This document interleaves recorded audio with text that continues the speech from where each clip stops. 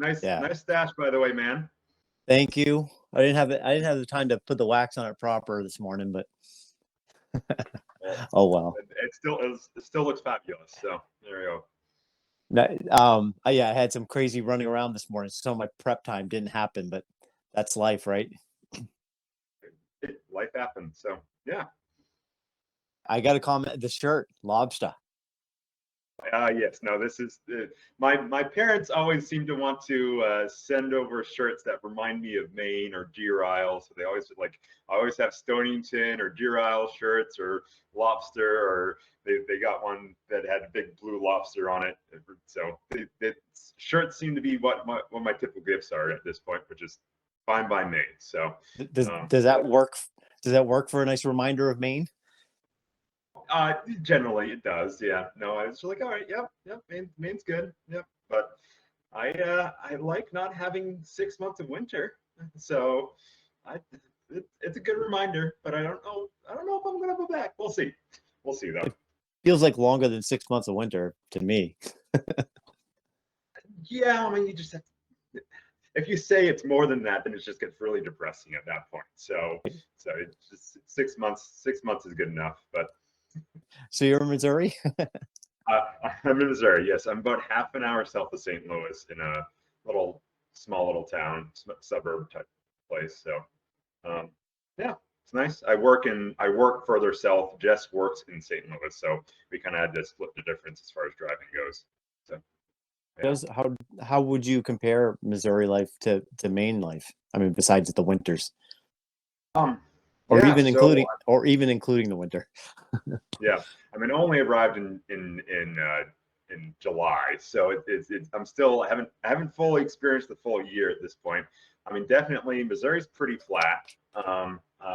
It's pretty flat, but there's the rivers and there's some bluffs and everything there. So there's some character that we're finding here and there. But it's cool having the city that close, but also like we're not in the city, so there's basically everything in St. Louis you kind of always want.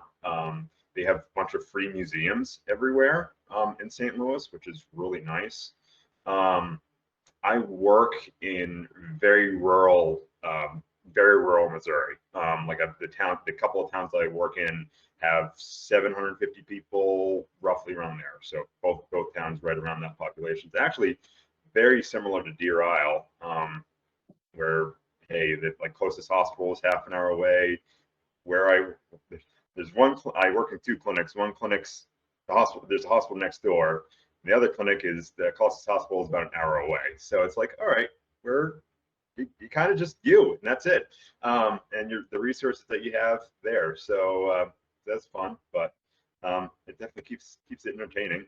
And then yeah. How are you doing? How's life? How's life for you?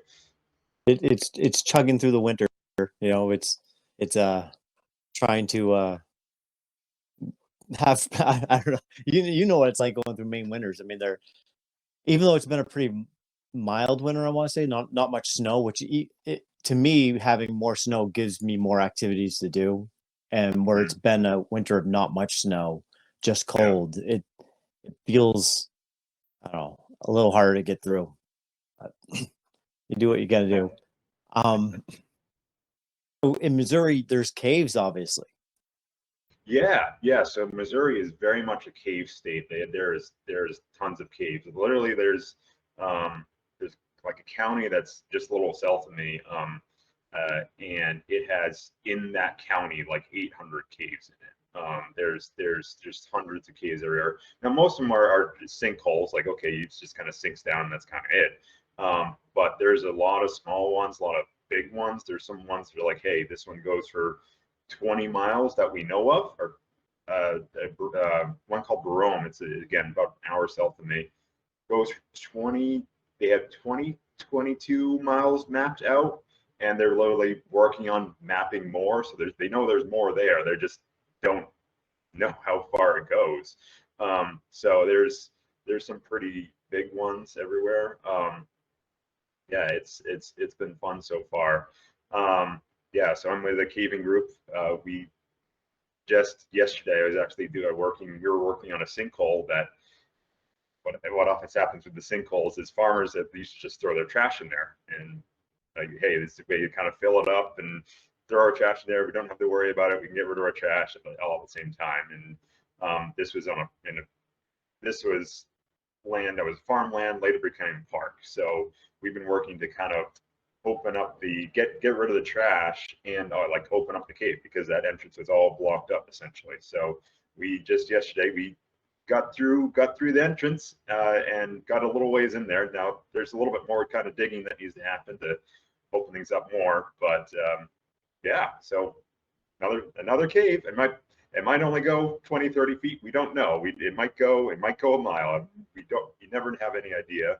It's kind of cool going to a place that you can kind of count on your hand how many people have probably ever been in that cave ever before. So that's pretty cool. So if I take you back, did you know caves were a thing when you were going to Missouri? I did know that there was caves in Missouri. I didn't know the scope of how many. So yeah, I got into caving probably about 2 years ago. So it was midpoint in residency in Virginia. And there's a decent amount of caves around there. West Virginia has lots of caves, so that was really close to where we were. But yeah, met a friend that said, "Hey, do you want to go caving?" And we went caving and just absolutely loved it right from the get-go. So what's that like in the beginning when you, like, the first time you're going into a cave? Like, do you have equipment? Are you, looking back at what you were doing then, were you even prepared? I mean, you know a lot more now. Like, talk me through, like, because I've never done any caving whatsoever. I don't even know what's involved. So talk me through like a novice. What's it like, and what was your experience in the beginning? Yeah, I mean, basically, my friend was like, "All right, you got to have a helmet, you got to have some lights, you got to have at least a couple headlamps plus batteries and everything." Where like caves will wreck any clothing, anything that you have, because it's basically just rock, and it's not meant for humans going through. It's meant for water going through. So all the rocks are sharp or like just all over the place. He said, like, get footwear you don't care about, get clothes you don't care about, and get a helmet and put the lights on. I already had the helmet and the lights from rock climbing. I already had that, so that was simple, just strap it on. But yeah, that first cave we did was it's Bone Norman Cave in West Virginia. That was the first cave I ever did, and we only did the bone part of it. It's a very dry cave. There's like almost no water going through it, but it was so, like, you get up to it and like, all right, it's all green and everything on the outside. Like outside, you get in and it's rock. That's it, rock and dust. And there's maybe some water. There was just a little tiny bit. And we get into this first like room, and my friend has taken several people on their first caving trip to this place, and it's like, "Hey, where do you think it goes from here?" And you look around, and it's just this big like banana shaped room. It's just like, hey, it goes up on one end, goes up to the other, and then you come in kind of the middle of that section. I'm like, all right, where does it go? And you look around and like, oh, it actually goes underneath. So the first cave I ever did had to do a little bit of a squeeze. It wasn't too bad, but it was like, all right, there's only a foot and like 12 inches to 14 inches of space to kind of fit through.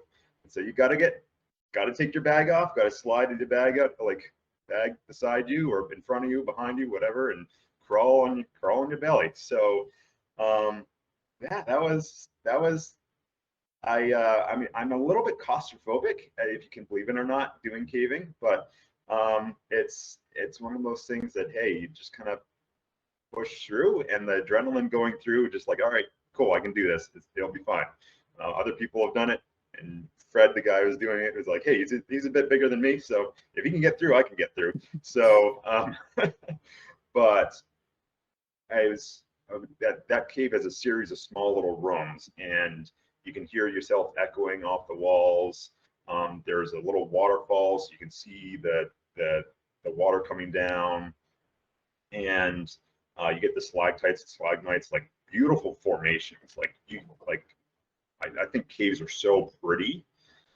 There's a lot of times like, hey, this is very drab, it's all mud or something like that. But then you get to these rooms and it's just like beautiful crystals and stalactites and things that are going up, and like how does this happen? And you get to sometimes these small little rooms, all right, go through, and then all of a sudden it opens up this big massive cavern, and it's just exploring. And I love that novelty of like, hey, there's only a small number of people in this world that have ever been in this place. Like you go hiking or in a park or somewhere, like there's been thousands of people be there. There will be 1,000 people after you. Like there'll be 1,000 people in the summer or whatever. Like it's new to me, but it's not like, hey, novel or something like that. But hey, there's a bunch of caves. Like there's only been a few, maybe 100, maybe if you go to this new caves, hey, like or go exploring, like there's only a small number of people who've done it. But that first cave we did, we ended up turning off our lights while we were in one of these rooms, just to kind of it's just something that every first time caver needs to do, is everyone just turns off the lights and kind of see how it is. And yeah, have you ever been into a room or been into a thing where like it is pitch black, you can't see anything at all? I've wanted to do one of those sensory deprivation tanks kind of thing. I haven't done one. No, I can't. I mean, just putting on a blindfold and Yeah. No, I haven't, and I kind of, yeah, it's definitely something I need to try now that you say that. Yeah, go. So like everyone turns their lights off, but if you don't even have a blindfold, like that, I don't know, there's something about a blindfold. Like, okay, cool. I have this sensation that something's in my eyes, or like something there. Like it's just like closing your eyes. Okay, cool. It's black, but your eyes are wide open, and you can't see your hand like this in front of you. There's nothing. It is black, and it's weird because your mind is like, your eyes are open, like you should be seeing something. Like when you have a blindfold on, you close your eyes, like your mind just like kind of like, okay, it shuts that off. But like when your eyes are open, they're like, I should be seeing something. And so it starts trying to make things from nothing. And there's people who are like, oh, I thought I could see my hand in front of me, but like I really couldn't. Like I know it's there, but I can't. Like I thought I could see it, but like I know I can't. Like it's black. And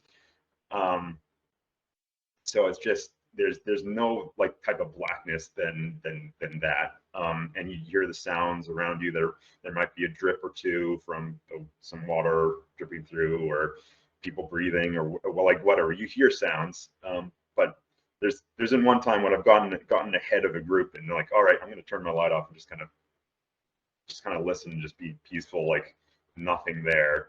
I wasn't that far ahead, like I could hear them in the distance, but it was enough to be like, all right, cool. There's no, like I have, all I can feel, all I can sense is what I'm feeling on the ground, the ground beneath my feet, or if I'm sitting down, like feeling that, and that's it. There's nothing else. So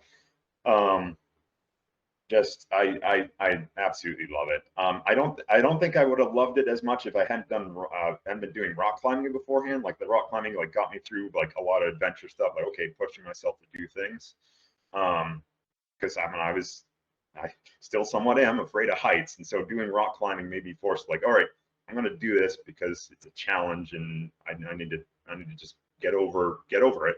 And so now that challenge of, okay, I don't like having my arms pinned to me like this, or like getting rock on either side, or pushed down in the chest and everything there. Like that's claustrophobia.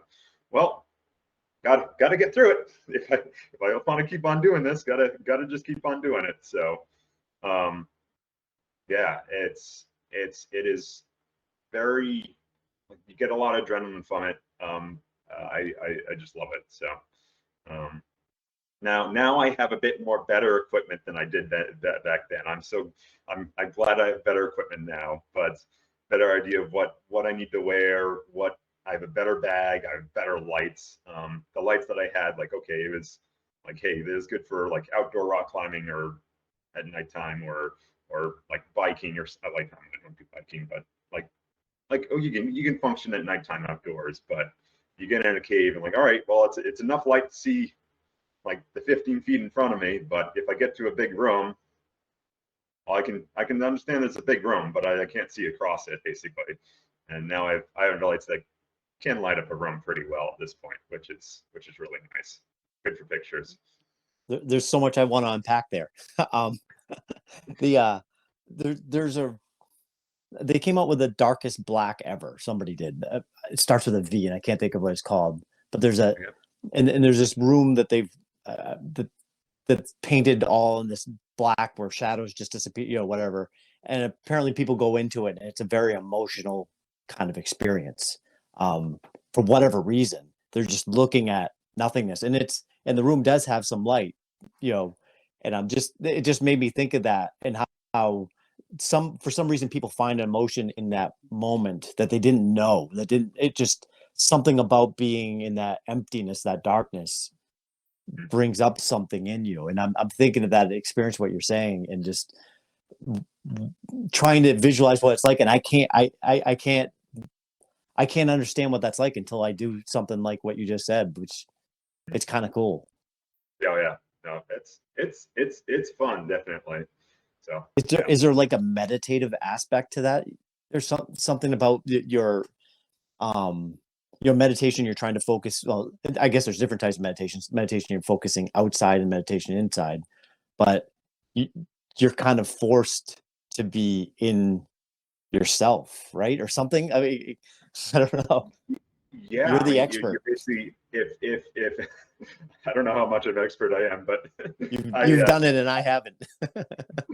That makes you the yeah, expert in I mean, this. it's one of those things like you're in there and like you just have you just have what your sensation of what you can feel, and then you have your thoughts, and that's what you have. And like I don't know the last times I went caving. I went caving with a small little group, and some people went down this narrow little passages. I'm like, all right, I'm good for now. I'm going to take a little bit of rest here, but I was with somebody else, and we ended up both just turning off our lights, and we talked for probably 20 minutes. Just talked about a few things. Like you just have like it's a clarity of mind that can happen of just like, all right, there is no sensations going on, so you only have like you said, only the what you're feeling below you, which most of the time you can kind of just tune out a little bit, like okay, cool, that's it. And because we're always feeling that anyways, like walking around, you're always feeling something. You don't necessarily think about it, but then you have just your thoughts, and so there's some clarity of like thinking through things. I haven't like tried to meditate in the cave, like tried to actually like sit and like meditate and like just have that. I think it'd be pretty awesome to do. I think you gave me an idea there. So sometime might just have to say, hey, we're gonna just do a 10-minute like in your own thoughts here with a group, and kind of go with that. But that sounds actually pretty fun. I mean, even if you're not doing a meditative practice of some sort, I mean, the purpose of meditation, as far as I understand, which I am no expert, is being alone in your thoughts. And the way you're describing, you're literally being forced to be alone with your thoughts and alone with yourself, which we definitely don't do enough of, or I definitely don't do enough of. Another thing that I find in my own personal journey here is kind of pushing against weakness when I see it, and avoiding, seeing comfort as something I need to avoid, taking the easy path. And when you're talking about fear of heights, claustrophobia, you're rock climbing and you're going in caves. I mean, and just when you're talking about like, oh, I don't like this feeling. Okay, I gotta get used to it. I gotta push through it. I think that's something that too much of us avoid. And there's so much to be gained in the human experience by pushing through those things. And when you push through something like that, it makes the results all that much more rewarding. I absolutely agree. I mean, it's like having like accomplishing something and saying, hey, look, I climbed up that, like, wow, that's awesome. It makes that, like, I push myself to do something to get to the next step or the next, like, it's very rewarding. I mean, that's where a lot of the reward comes from. I have you heard of type 1 versus type 2 fun? No, I want to know all about it. Okay, I don't know how big this concept is, but someone else told me this. And like, all right, so type 1 fun is like one of those things like, hey, you're very much enjoying it in the moment, like eating ice cream or something. Like, okay, this is nice. This is nice hanging out with family or whatever your scenario is, or like, hey, it's great at the time. Type 2 fun is oftentimes like the ones like, all right, in the moment, it's like, why am I doing this? Why am I on the side of a cliff? Like, I am my arms are tired and I am tired, and like, why am I doing this? And then after you're done with it, like, oh, that was so great, that was so fun. It's like that type 2, like afterwards, you're like, all right, you forget all the hard things, like the hard things about doing it and the process of doing it, and like afterwards, like, that was great, I want to do that again. So that's what I've heard is that type 2 fun there. So I'm definitely a bit of a type 2 fun person. I've come And to type realize. and type 2 fun, just thinking about it, it stays with you. It's memorable. That ice cream, it's in and out. It kind of comes and goes. And those, when you get to those type 2s, they're memorable.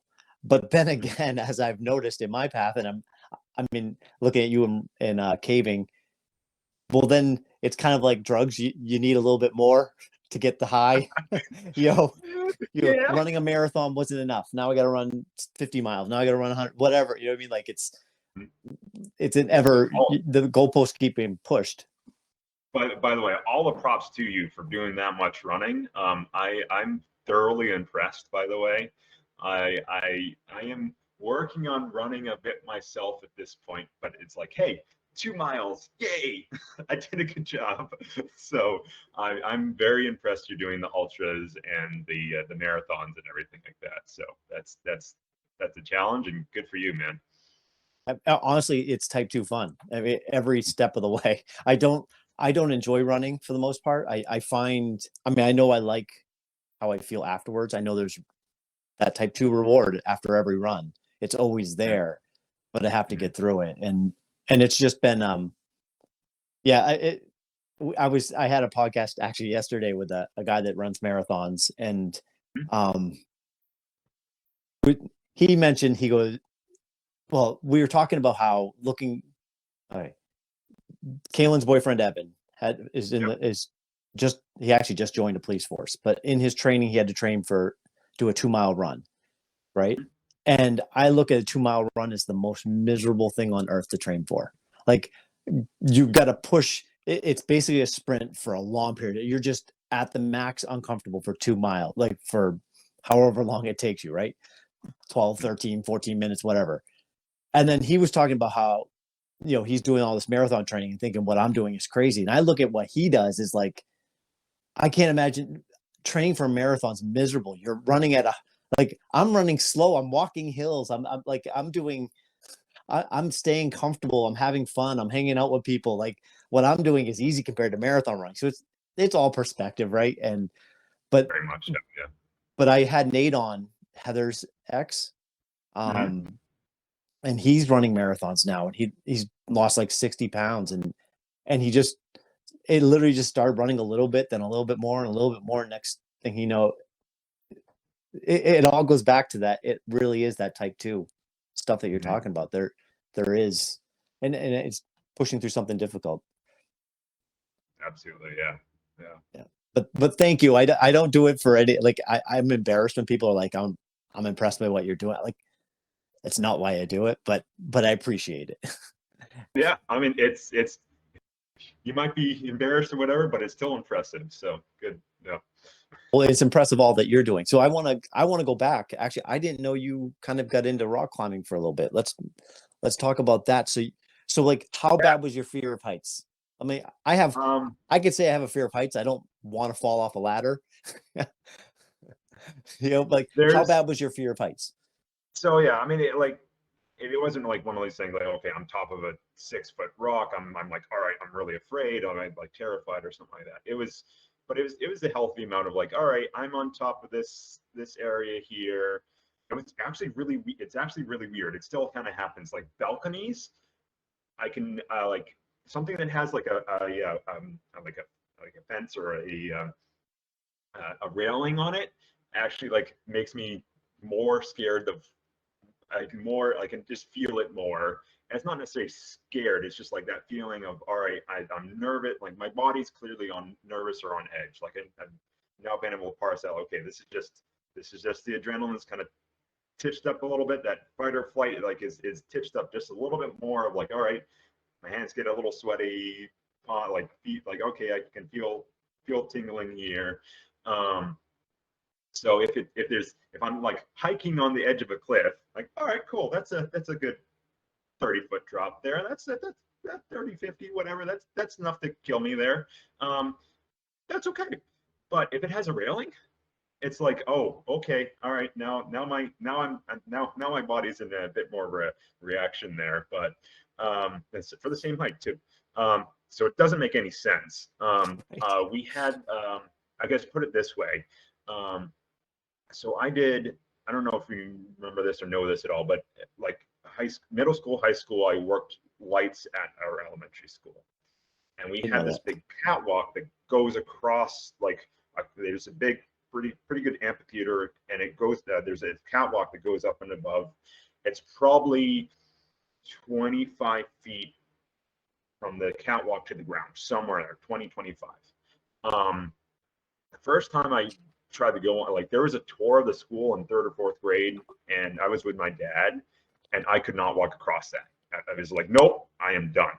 And there's been a few times where I did lights, and they're like, I don't like being out there. And there's no way to fall. There was like the railing was like taller than I was. There was no way, any way at all I could fall. But it was just like, all right, I could not do it. Or so I mean, got older and got kind of, hey, I can process through, okay, this is safe, this is fine, like I can just do this, but still didn't like it.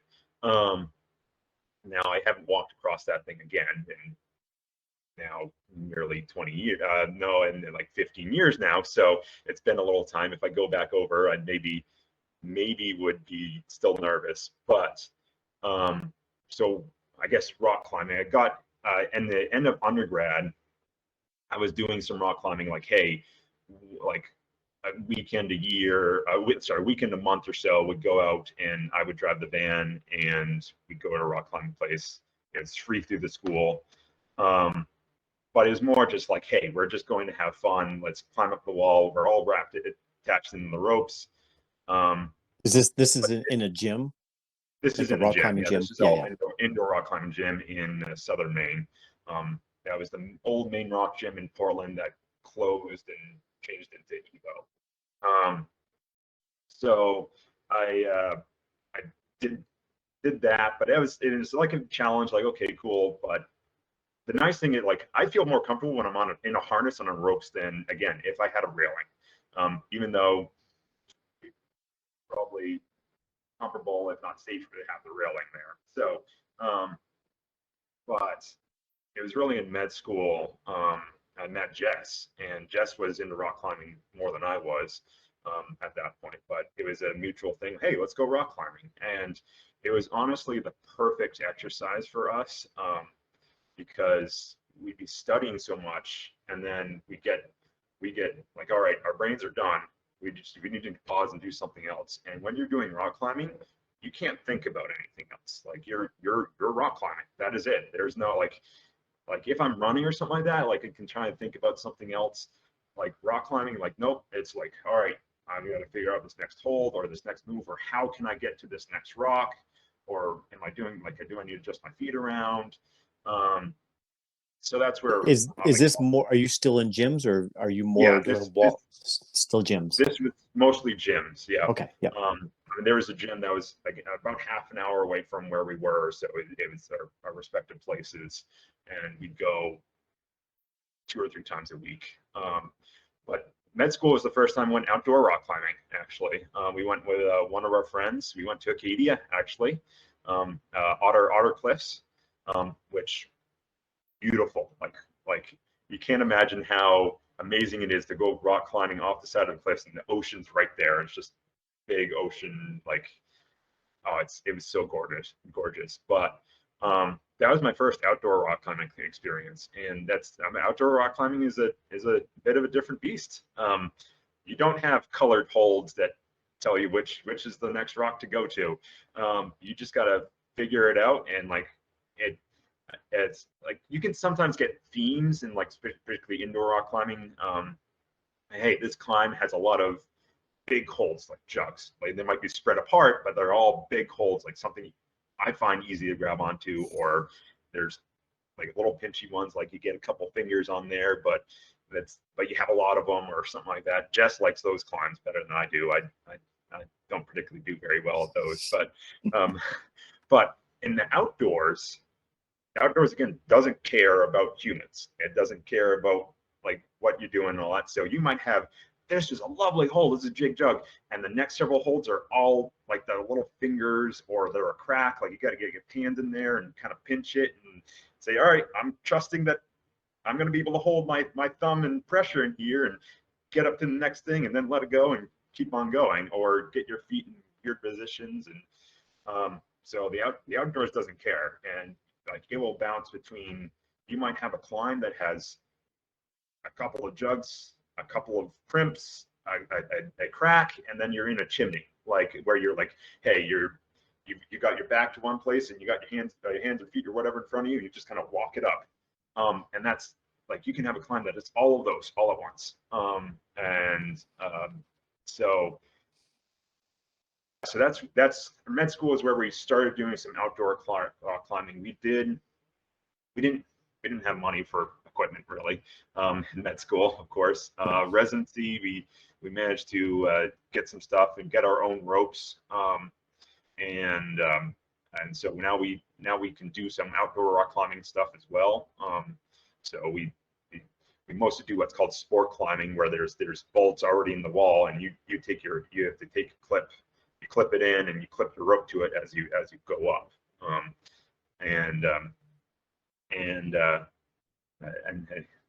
My fear of heights gets to me still when I do that. Like, I don't like being the first person to go up, because they have to kind of bring their rope up with them. And what happens, it's totally a mental thing. That's what it is, because I know I can do the climb. It's just that like, all right, I'm climbing above where the next place I'm flipped in to get to the next place, and so I just end up over gripping and burn my muscles out that way. So rock climbing is really weird in that it uses muscles that you don't use like in your life at all. Basically, it's all these forearm muscles. It's all grip. What do you do in life that has like grip is the main thing that you need to have. So it took a few years of doing that indoor rock climbing to get enough base grip strength to just hold myself up and do things, and endurance from that. Because I mean, there's ways to train with like a board and all that. They're like, hey, hold off the board, and you can do that in your house. But again, most things in life, like, all right, I can grip a hammer or grip something, but like that's grip with your fist. Whereas like gripping with your fingers like this, it's different. So, and trying to like keep your weight off like a crimp like this, like that's different than trying to hold on to something. So it took a bunch of work, and I'm still working on it at this point. Unfortunately, now with what I do for work and where I am, where the rock gyms and everything are, I don't do nearly as much rock climbing as I'd like to. I do more opportunities to do caving now than I do the rock climbing.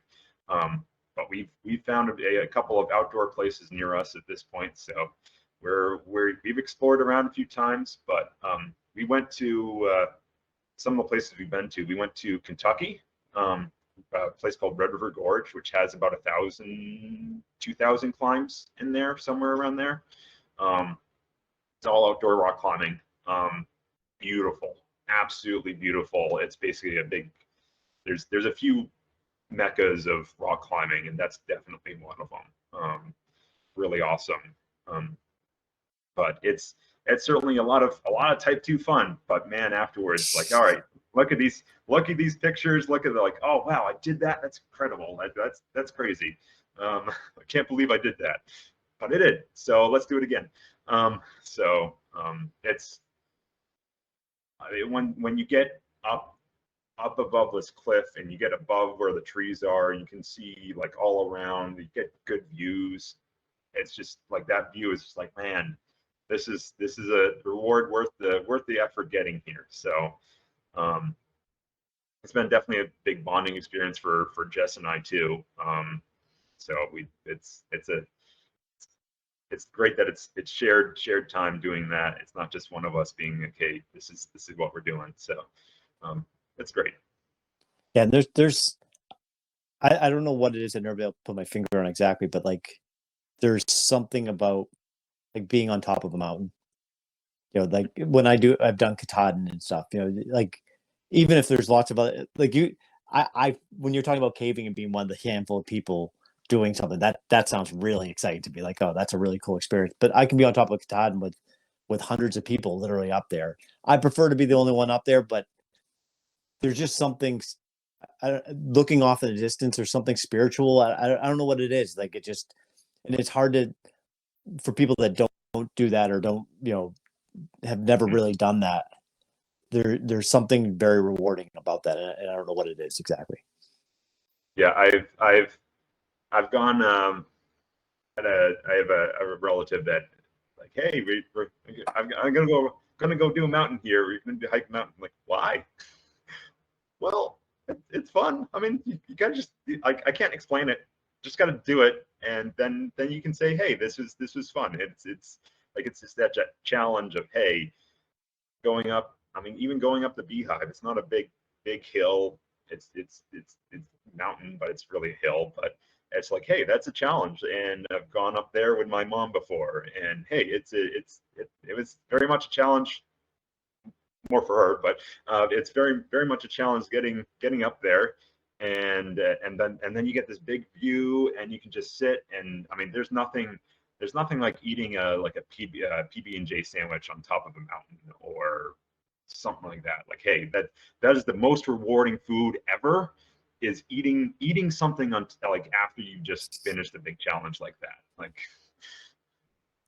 Absolutely. Um, is Beehive in Deer Isle? beehives in Acadia. Okay. Oh, Um, okay. yeah, Okay. yeah. Is It's there's a it looks over Sand Beach, I've and been up it has that. Beehive. Yeah, yeah. I there's a I was trying to think. Grammy and Grampy once when our kids took us to a place in Deer Isle, and we were up on That's Pine Hill. maybe Little Deer Isle. There's that I think that's the tallest place, is Pine Hill. I was young and I barely remember it, but I remember me and my brothers and I and Grandma and Grampy went up there and had literally peanut butter and jelly. Like as soon as you said that, like oh, that the memory just sparked. It's Memory, funny how food does. core memory. Right. And it was a type 2. You know, I don't think as a kid, I absolutely didn't appreciate it as much as I should have. But yeah, having grandparents that are willing to go hike with me, it's a pretty cool thing. Yeah. Okay, so I went back into caving. Because I want to know so much more about this stuff, and I know we've talked Yeah. a bit, but there's so much to it. So you've done some caving in West Virginia, and now you've gone to Missouri, and you've discovered caving, but you've gone quite a bit further into your experience. You've got newer equipment. It's interesting when you're talking about lights. So like I do running at night a lot of, and the race that I've been running and I train for, I'm going to be running. I run overnight and possibly multiple nights. And lighting is such a huge part of that. Like, okay, I need something that can stay charged for the full night. And if it's not, what's my backup battery situation? And this past year, I had a headlamp, and I was running with my cousin, and he had a headlamp, and I was seeing other runners that had belt waists, belt lights, and it's like, oh, that lights the ground so much better because we're only concerned about the 10, 15 feet in front of us. And so the thing I want to ask you is, there's a complete dependence on light, right? Light is like your life source in a cave, right? Mm-hmm. You know what I mean? Like if You, if you lights run go out of out, light, you die. or yeah, you hope you've let Hopefully people not. know where you are and how to find you. Yeah, yeah. Oh, yeah. I mean, absolutely. I mean, see, there's splunking, and then there's caving. By the way, so I do caving where like, hey, it's safety and it's conservation minded. So yeah, What so would you define spelunking as? well, so splunking. So I don't really care so much. Like either way, I'm fine when people say, "Hey, you go splunking." Great, cool. I don't mind if people say that. Some people do. Some people really do mind, like, and say, "Hey, no, I go caving. I don't do splunking." Splunking is usually like more like, "Hey, the recreational, like, hey, this is." I mean, even though I do a lot of recreational, it's like, "Hey, don't really care about the cave so much. We're just going through. We don't like not really appreciating things. Sometimes vandalism, like, or hey, we're going to spray paint and say put our names down somewhere, or take take stuff out of the cave. There's that's what splunking is means to a lot of people. I don't really care, but some people in the caving community really do care and say, I do caving, I don't do splunking. It's not a big difference really, Yeah. um, but yeah, I mean, caving is inherently dangerous. It just is. It's probably I mean, like I said, I do rock climbing and all that. There's lots of risk, of course, with that. There's risk of, hey, something fails, I put something in wrong, I could injure myself, get paralyzed, whatever. Like there's real risk with it. Caving's probably like the actual activity itself is probably inherently more dangerous. And like, hey, if I don't, you gotta always let someone know that which cave you're going, when you're going to be out. You always give someone an out time. Like, all right, call people in. If I don't let you know by midnight, then I'm out. So we always let someone know, because otherwise, if there's no communication. Like, I mean, it's if I'm rock climbing, if you're hiking or something like that, you can always, hey, even if you like break a leg or something like that, like you can splint it up. It's gonna suck, but you can get yourself out to where you have phone service or something like that. If you're stuck in a cave and you can't get out, there is no phone service. There's no communication. Once you get in like 15, like 10, 15 feet in the cave, there is nothing. You can't, there's no Wi-Fi, there's no connection. Even if you're in the cave, like in with someone else, like if you tried to, like those little handhold radios and all that, like, hey, people try to use that, doesn't work.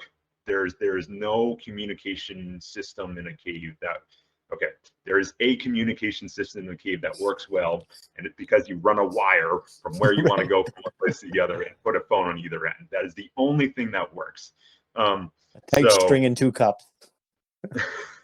yeah, yeah. And so, I mean, for cave rescue, that's a thing. I did a cave rescue course. It was a week-long course, and like we got trained. Hey, this is how you use these little radios that are NATO phones from 1960s, 70s that are meant to go through everything.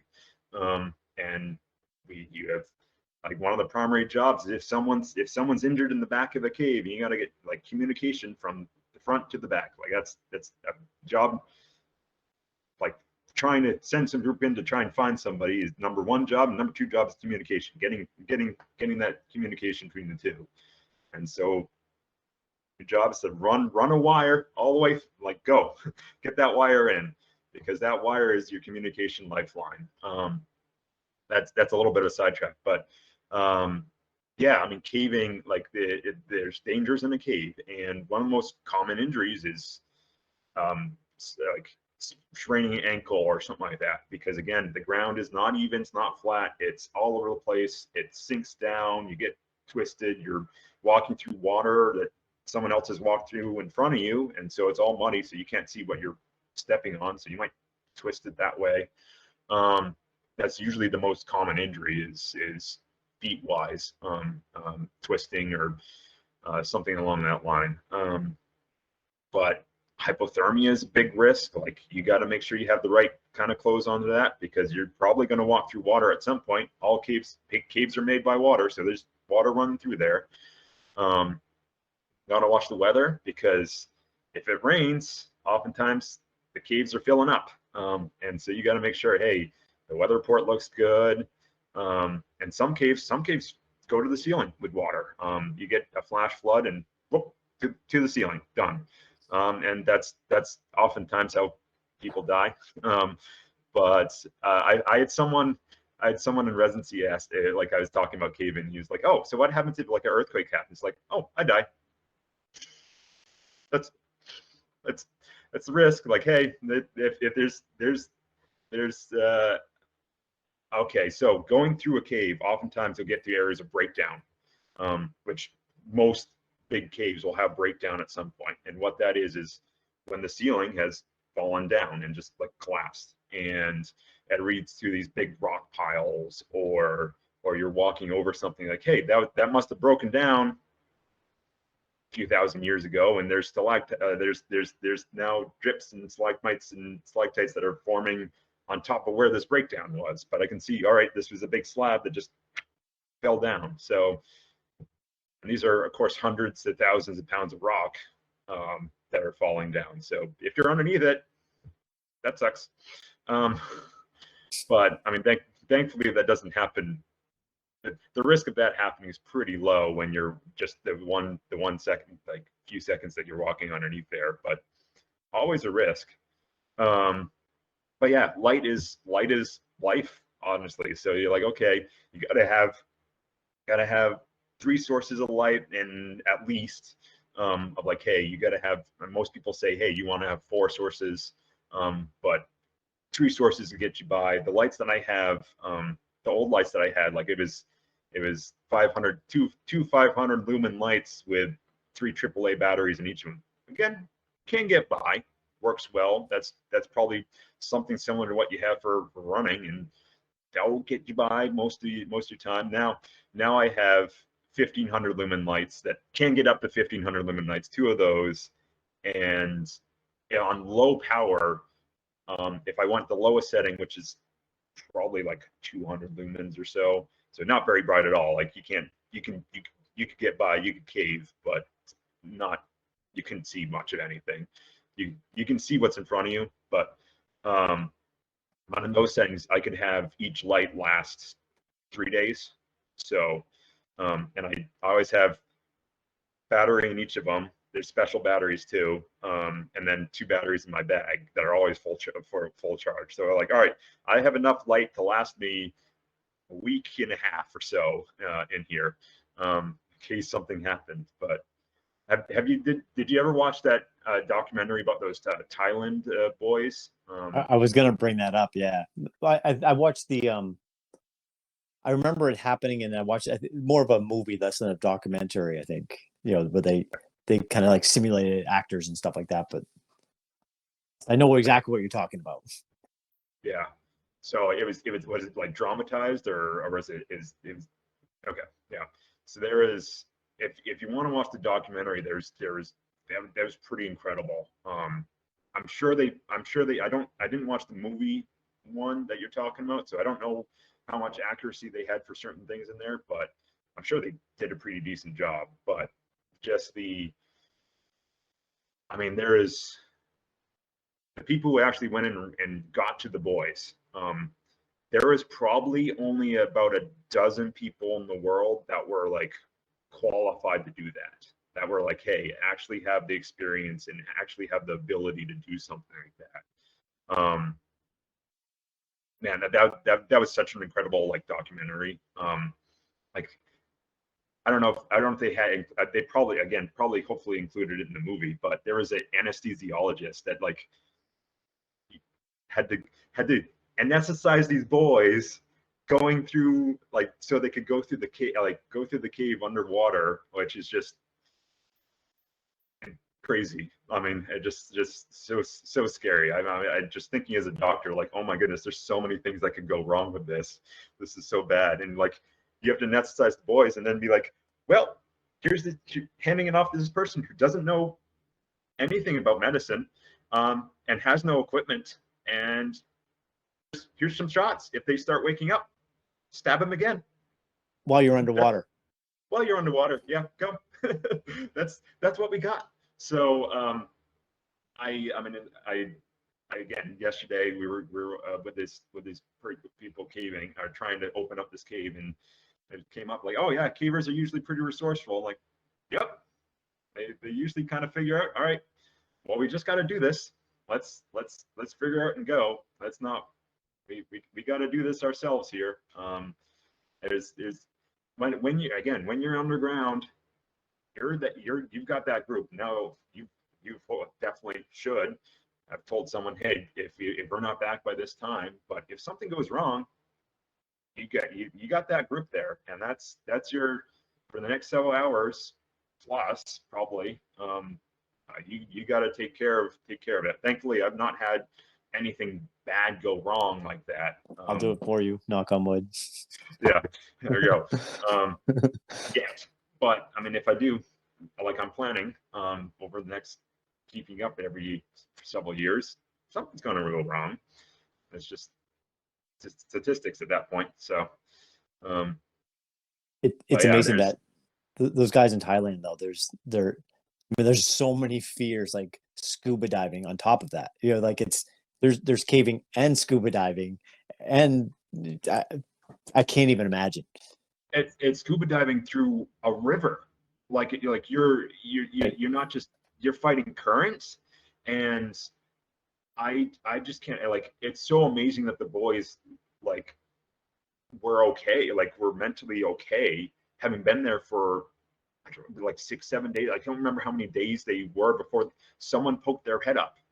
Like, I can't imagine what, like, I think they had a light that they somehow rationed. They somehow rationed the light that they had there. Like, that's just incredible. By whoever's leading that, whoever led that and kept the boys calm enough, that soccer coach or the boys themselves, like, that was incredible mental, like, fortitude there. That's amazing, because, like, it's amazing that they're all alive. It's so. And how paralyzing fear is. Like it just, I think in the movie they showed, like, trying, like, we're going to try to, like, the first thought was, like, let's give them some oxygen and we'll carry them through. But there's just, there's no way. I mean, like, it, yeah. If you've never, I mean, I'm guessing those boys had never snorkeled or scuba dived, or, I mean, like, to have to, and I've seen movies and stuff where people are scuba diving and fear happens and they're ripping off, they're doing things that just don't make sense, that's going to cause their demise and the person with them. But fear makes you do these crazy things. In lifeguarding training, like, if you don't need to get in the pool, don't get in the pool, because they'll pull you under too, like. Yeah, it's that basic lower level brain, like, reptilian, like, okay, if, like, when that turns on, it doesn't matter how much thinking you've been able to do. It's let's, like, fight, let's go. Fight or flight. So yeah, no, that story was just incredible. It's whoever's watching, worth a watch. All right. But now, there's something about when you, so I go for a run. I've got a Garmin on that connects to my phone, which sends a tracker, so D knows where I'm at, and I mean, I like to think of myself as being, I can get myself out of, I'm putting myself in a situation, I'm on myself to get myself out of it, but I'm aware that I have this safety backup with me, and so there's a part of me, it's like, I wish I didn't have that, but I do it because common sense. But when you're in a cave, you're so self-reliant, but and I never really thought about the cell connection thing, like that there is no connection. But once again, it's kind of like doing difficult things, and I think being self-reliant and trusting yourself, it builds a self-confidence. I think about, like, a lot of people suffer with anxiety. Well, I doing something like that takes that out of your system. You've faced it. You've been self-reliant. You know you can handle it. I don't know. There's something there. Yeah, I treat people with anxiety all the time, and I haven't asked too many like, hey, do you do any crazy activities like in rock climbing, caving, whatever? But like most people who have anxiety of just like baseline anxiety about lots of life things, like I don't think they do a lot of those things, and I'm not blaming them or anything, saying like, hey, like because they don't do this, they have anxiety. But man, like there's a lot to overcoming fears, and they being like, okay, well, I got through climbing through this wall or got through this cave, and it was tight and it was tough. Well, I mean, that makes trying to speak in front of someone or to do things like a podcast or things like that, like it makes this like, all right, this is manageable, this is okay, it'll be fine. My life isn't threatened by this at all. So there, it puts some things in perspective of like, well, what's the actual risk of this? Well, the worst thing to happen is I panic and I'm like, all right, cool, we have to do this again, or something like that. So or talking to a difficult patient, or I like talking with my life. But there's lots of things that are, hey, this is okay, this is fine. This is not as tough as what I did a couple days ago or 2 weekends ago or something like that. So this is okay. Do you have a favorite? I was gonna say climb, but favorite cave that you've done, like top, and what made it? It doesn't have to be the most impressive cave. Is there like if you ask me what's my favorite run, it's my first marathon I ever did, which I had a horrible time. I was in pain. It was miserable. I fought through something I didn't know I could fight through. I got to the end and cried into these arms, just bawled. Like that's my favorite race, even though it's nothing impressive at all. But that's my favorite memory. Is there a favorite caving experience or a favorite cave or both? We went through so I did this this summer. I went to this cave rescue course in Virginia.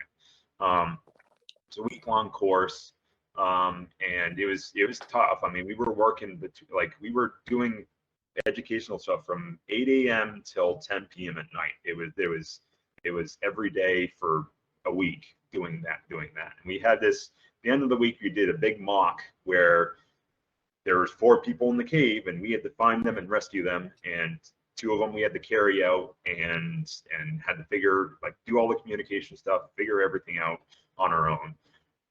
So that was awesome. But the day after, some people stuck around and said, hey, there's some caves that we want to explore a bit more. And we did. And I'm blanking on the name, but there is one that we did that was really awesome. It's Southwest Virginia, but it ends up in this big maze almost. So there's like 3 or 4 parallel passages that go like this way, and there's like a couple more that kind of cross this way. It's in the back of the cave too. So like you could easily get crisscrossed and like where are you? And of course some of these are on different levels too. And so there was water in the bottom of it, and like if we tried walking the water, like it would get over my boots and everything. So like, okay, which fine. Like I could totally can deal with that. But it was like, all right, I'm just gonna try in the wall here, and there's a narrow wall, so you can just like go on either like put my feet up, put my hands up, and just walk along this wall for like 100 yards. And did that like 2 or 3 times. Like, all right, turn a corner. All right, do this again. That was an awesome time. And it's also like a capstone on top of doing this awesome cave rescue course.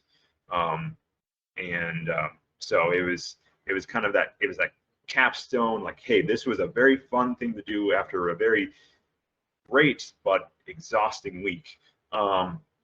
And then I was basically flying back to, or driving back to Missouri right after that too. So it was like, all right, okay, this is one of the last things I'm doing in Virginia before I'm in Missouri for the next while. So that was that's probably been my favorite.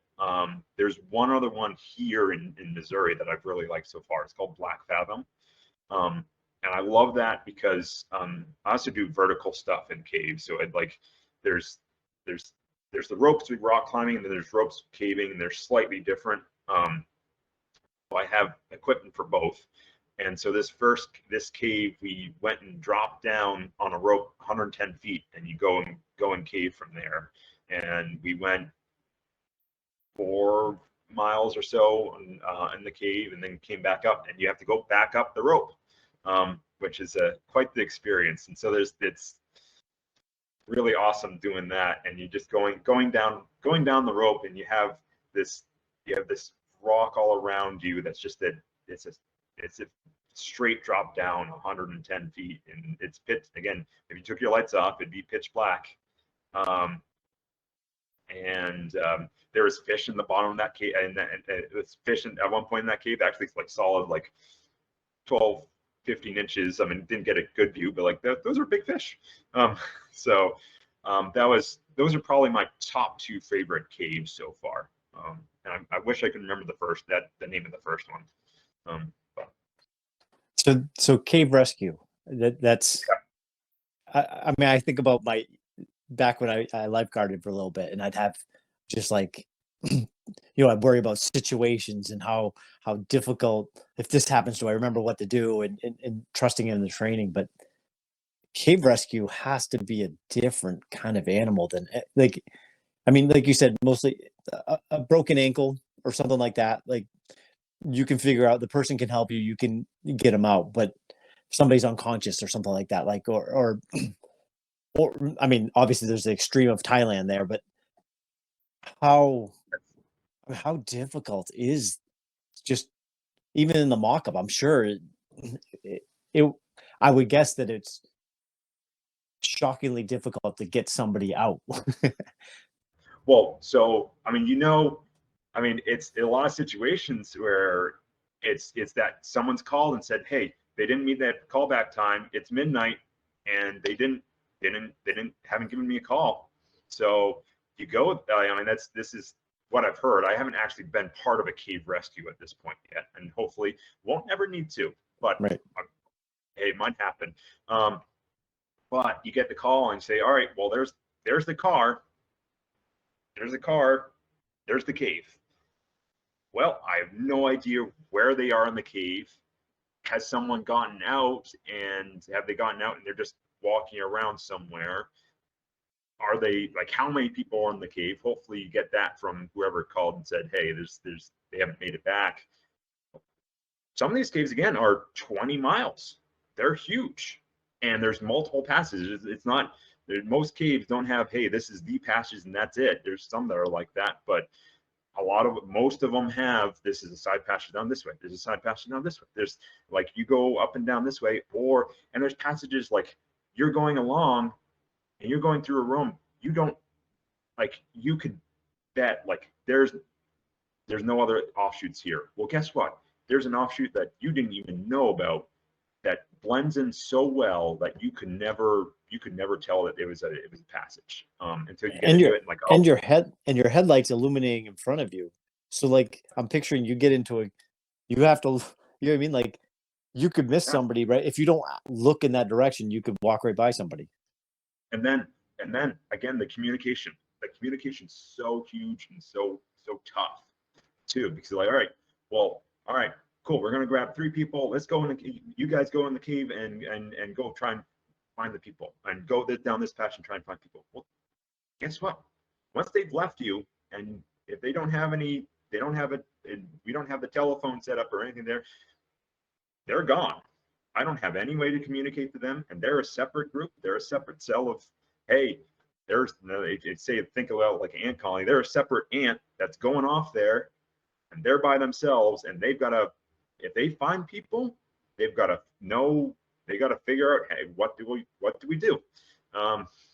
what do we do with the situation? Or what if you send them off and guess what? You find the group later that you're trying to rescue, and you know you've sent a group off, and now you know, you're like, all right, you either got to get in touch with them or wait till they come back, and we got to wait to make sure we're good there. So that's where the communication is so important, and so difficult. I mean, it's I don't know in Missouri if we have one of those phones that are like, hey, you can hook a wire on one end and just run the wire several hundred meters into the cave and get another station there, and trying to get another wire that's deeper into where the people are. But I mean, it's I mean, you played telephone, of course, at some point, but caving is such a great example of like, you've got to have good communication set up of like, all right, if you send a messenger, all right, we're here, we found people, their vitals are stable, let's go. Well, they might, by the time it reaches the surface, it might be like, well, they found somebody, and that's all they get. Where is the person? Oh, I just kind of fell back where I was. I don't remember this. I don't know this passage. I don't know this cave, so I don't know what the name of this passage is, or like, it's just this direction. Or so cave rescue is very tough. And then also it's a weird dynamic where you have the agencies, which are like your EMS, your for rescue, it's more firefighters, but like, they have jurisdiction over this area, but most of them have never been in a cave ever before. So therefore, they don't have the right clothing. They don't know what they're doing. They don't know the lights. They don't know, like, they don't like it's, and you get a firefighter, and most of the time, like, let's go take care of this. Let's, like, I'm particularly with fires, like, all right, let's be as fast as we can, get the water onto the fire, let's go. Well, everything in caving is like, for cave rescue, it's like, slow down. Let's make sure our communication's good. Make sure you have the right equipment, because you might enter that cave and you might be there 12 hours, 24 hours trying to rescue somebody. So, and there's that weird dynamic where, oh, okay, the most qualified person to run a team isn't part of the firefighter group. Like, is a person like me. And I wouldn't say I'm too qualified. Yes, I've done a cave rescue course, but I've never done part of a cave rescue. But I don't have any legal backing. If I go to a cave rescue and there's a firefighter team there, they actually have the jurisdiction. It's their thing. But what if none of them have ever been in a cave ever before? Hopefully they kind of lean on me to be like, all right, how do you do this? But, or me, or someone like me that's better qualified. But they might not. And if I say, no, we're doing it this way, well, guess what? I have no legal backing or anything, and that could be liability for me, so, or whoever it is. So it's a weird dynamic. The Cave Rescue Commission, the thing that I did it with, they have a nice balance with, hey, they try and get cavers and agency people. So they roughly try and get their courses like 50% firefighters or whatever agency it is, rescue agency, and 50% true cavers, and getting them together and be like, all right, you got to work together on this, because you got to, like, this you could save a life this way. So it's pretty obvious that, like, you get some gung-ho firefighter or somebody that really wants to just, and they decide, I'm going to go in even without experience, and just this conversation. I mean, the little bit I knew, I would be, you end up with multiple people stranded where you started with just one. Yeah. Like, crazy. No, I think it's an awesome pursuit that you're doing. I would love to do it. I mean, you've definitely made it interesting to me, even though seeing the video of you kind of crawling along doesn't inspire, but I get what you're saying. Like, it's pushing against that difficulty, that fear. So that was, by the way, that little crawl there. That was in that cave that I was talking about. That was that capstone. That was in that maze that was back there. So that was part of it. After you're down the 100 feet. Sorry, no, that was that cave after the cave rescue course that had the maze. Okay, gotcha. In the back. Well, part of the maze was like, if you want to keep down this passage, you got to get through this narrow area. You got to, and for people who haven't watched this, but basically it was so narrow that I have to take my helmet off. My helmet is too big to get through here. So, and you get your head sideways, and you're going through, and there's a couple people there was a person in the group that could not get through. He was too thick chested to thick bellied to get through. Yeah, I at one point did get a little stuck. My clothing got stuck, and someone had to reach in behind me and like push down on the clothes so it didn't get stuck in this little nub, and then pull through. But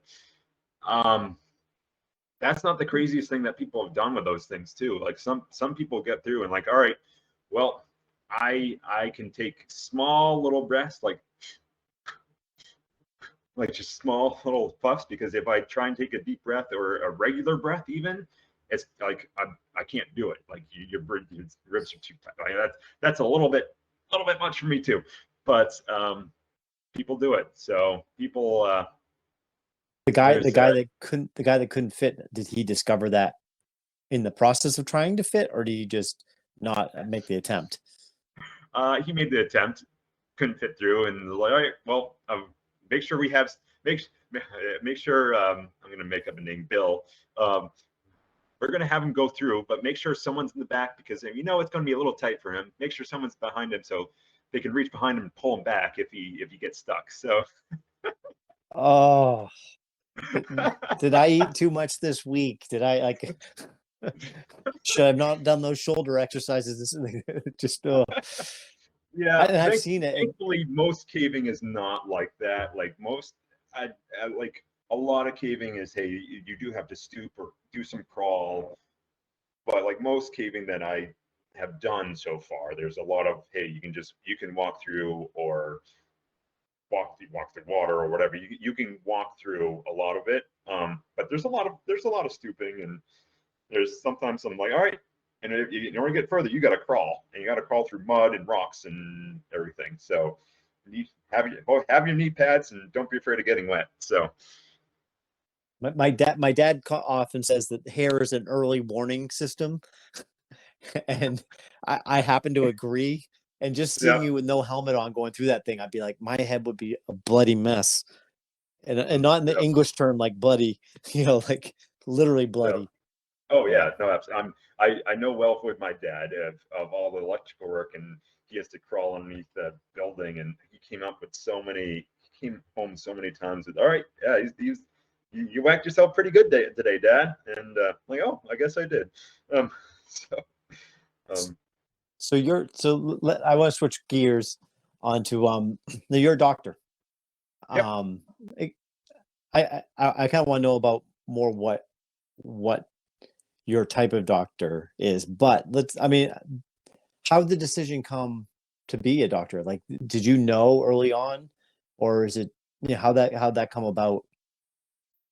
Yeah, that's great question. I for big things in life, I think I generally arrive to the decision usually pretty slowly. It takes a bit of time to like, okay, I'm going to do this or something like that. I've usually thought through it pretty well. So it took several years of figuring out in order to do this. So, the first kind of step in pushing me that direction was, we had a project. In order to graduate high school, we had to do this project, and the project had to answer some sort of question. Oftentimes it was like, hey, a lot of people, when they actually use it properly, they're like, hey, do you want to do nursing or something like that? And they did like a CNA course, or like shadowed somebody, or asked a question. It was basically asking a big question. My question was like, hey, would I be interested in the medical field? Was basically kind of what it was. And again, this is 17, I was 17, 18, somewhere in there. So my mom was an EMT. She had been a driver, and she was EMT. I remember she was an advanced EMT at that point, or she was becoming one very soon. But she was like, "Hey, how about you just do an EMT course?" And I mean, it's a decent course. It is a solid, call it like, I think in college credits it ends up being 5 or 6 credits usually, if that, it kind of puts perspective on difficulty. It's a solid course. And so I did that, and that was I liked it. So I did volunteer on Durile. Small little ambulance corps, has about 300 calls, 333 calls a year. It's all volunteer. I think we're getting paid just a little bit, but it's like there's no way you could actually like live off any of that. It was like a small, like, hey, there's a $70 check from working the past 2 weeks. Like it is truly volunteer, even though like, hey, there's a little bit of pay, but that was like that was enough to like get people to sign up for an extra shift or so. And it'd be a half an hour drive. It was very, I guess, honestly similar to caving in the aspect like, hey, you arrive, you have the equipment and everything that's with you, which you have a full truck, so you do have like a decent amount of equipment, but you have your skills and you have patient in front of you. You've got to make judgment calls. And there's so much looking back that I didn't know back then, of course. Learned a lot more since then, but yeah, there's definitely some eye-opening experiences. It was at the least, it was a half an hour drive to the hospital. So we go pick up the patient, and that can be difficult enough in itself. I mean, like figuring out, hey, how do we get someone from upstairs downstairs into the ambulance, and they can't breathe well. So, or they injured themselves in some way that they can't go down the stairs themselves. So thankfully we have some equipment to help with that, but you got to figure it out. You got to actually do it. And how do you do it when you go down some set of stairs and it turns, and like, so it's like taking a fridge, like a big fridge down the stairs or something like that, but this is actually a person here, so you can't drop them. So that was, but it was, what I loved about it is talking, like actually having half an hour to talk with people. And oftentimes, again, if they're difficult breathing, you put some oxygen on, they look better once they hit the hospital, hopefully. But so you could actually talk and be like, well, I've done all I can do right now. How's your home life? So I loved having those relationships, that interaction there. And I continued EMS in college. Again, very much volunteer, volunteer response service. We didn't have an ambulance. We arrived with a backpack, and that was our backpack of stuff. And hardly any calls, like a few calls, a call a week or something like that. Like it wasn't a whole lot. But college was where, hey, I went to college, and I mean, I came from a small school, graduating class was 36 kids or so, somewhere around there, like really small school. I had my oldest sister Suzanne had said at some like when she went off to college, she said, "You think you're smart, and then you go off to college and you realize that you're just another fish in a big sea." It's something along that line of like, hey, in Deer Isle school, you're a smart person, but you get off to college and you're with a bunch of other smart people, and you realize that you're maybe not as smart as you think you were. And that's how I remember her saying it. I don't know if she remembers saying that at all, but that was an impactful statement that she said. Like, all right, cool. Well, when I go off to college, I have no idea how smart I'm going to be in relation to everyone else. Like, high school wasn't bad. Like, I was salutatorian, whatever. Like, hey, that's great, but there's still someone smarter than me. So I know I'm not like, oh, I'm not the big one. So, and again, 36 kids. So I know, hey, that's being number 2 out of 36 is too much of a bragging rights there. So going off to college, I found I really like chemistry a lot. Like I started my chemistry class. I'm like, hey, that's fun. And so I signed up for a double major there. So I was doing medical biology and biochemistry was my majors. And I went to a research lab for a while, like worked in a research lab on campus. We were working on breakthrough pain, and we were working with rats with like cancer, and basically like trying to give them cancer to make them pain, and so we could test the pain out. It was very cruel, but it was for a good cause. And I really did like it. Like I liked research a lot. Doing it, And it was about junior year in college. I was very much wallowing through, like, do I want to do medicine? Do I want to do research? Because my, like, what my, like, when I graduate, I'll have like these science degrees. I could do either, basically. There's a lot of things that are open still, but I got to kind of decide, because I got to kind of do these med school applications about, got to do the, like, there's a test beforehand. You, like, there's a bunch of things to it. So I had that summer of junior year of junior into senior year of college, I had there was a couple med students that worked in the research lab, and I stayed there, worked there over that summer at the research lab. And they kind of just opened my eyes to medicine, and they did, like, I'm a doctor of osteopathic medicine, so there's, I'll get into that a little bit more, but they did like some manipulation stuff on me, and it's like, hey, that was really cool. That, like, I've never had a doctor do that to me. I mean, I didn't have any real problems, actually, so I was very lucky with that. But it is manipulation. Like, the way they talked and the way they, like, approached things was, I was like, hey, I want to be like them. And so that kind of moment there kind of pushed me towards the medicine side. And then also I looked around and said, look, what does my PI, my principal investigator, the people, like the person who's running the research lab, what does she do? Well, she's reading research papers and writing research papers. That's what she does. And I realized what I liked doing was actually doing the bench stuff of, let's pipette this out, let's do this drug, like, get this drug to the right dose, let's do surgery on rats. Like, that was the thing, like, hey, that's what I like doing. And so that kind of switched me on to, okay, I'm going to do medicine. And at that point, like, I got, like, first year of college, that's when I realized, like, oh, I'm actually smart enough that I can do this. Like, I could do medicine. I could go off to med school. It was just like, in comparison to my peers, they're smart people, but, like, it was just like, all right, well, this is, college is not that bad. It was like Kaylin's had a similar experience. She's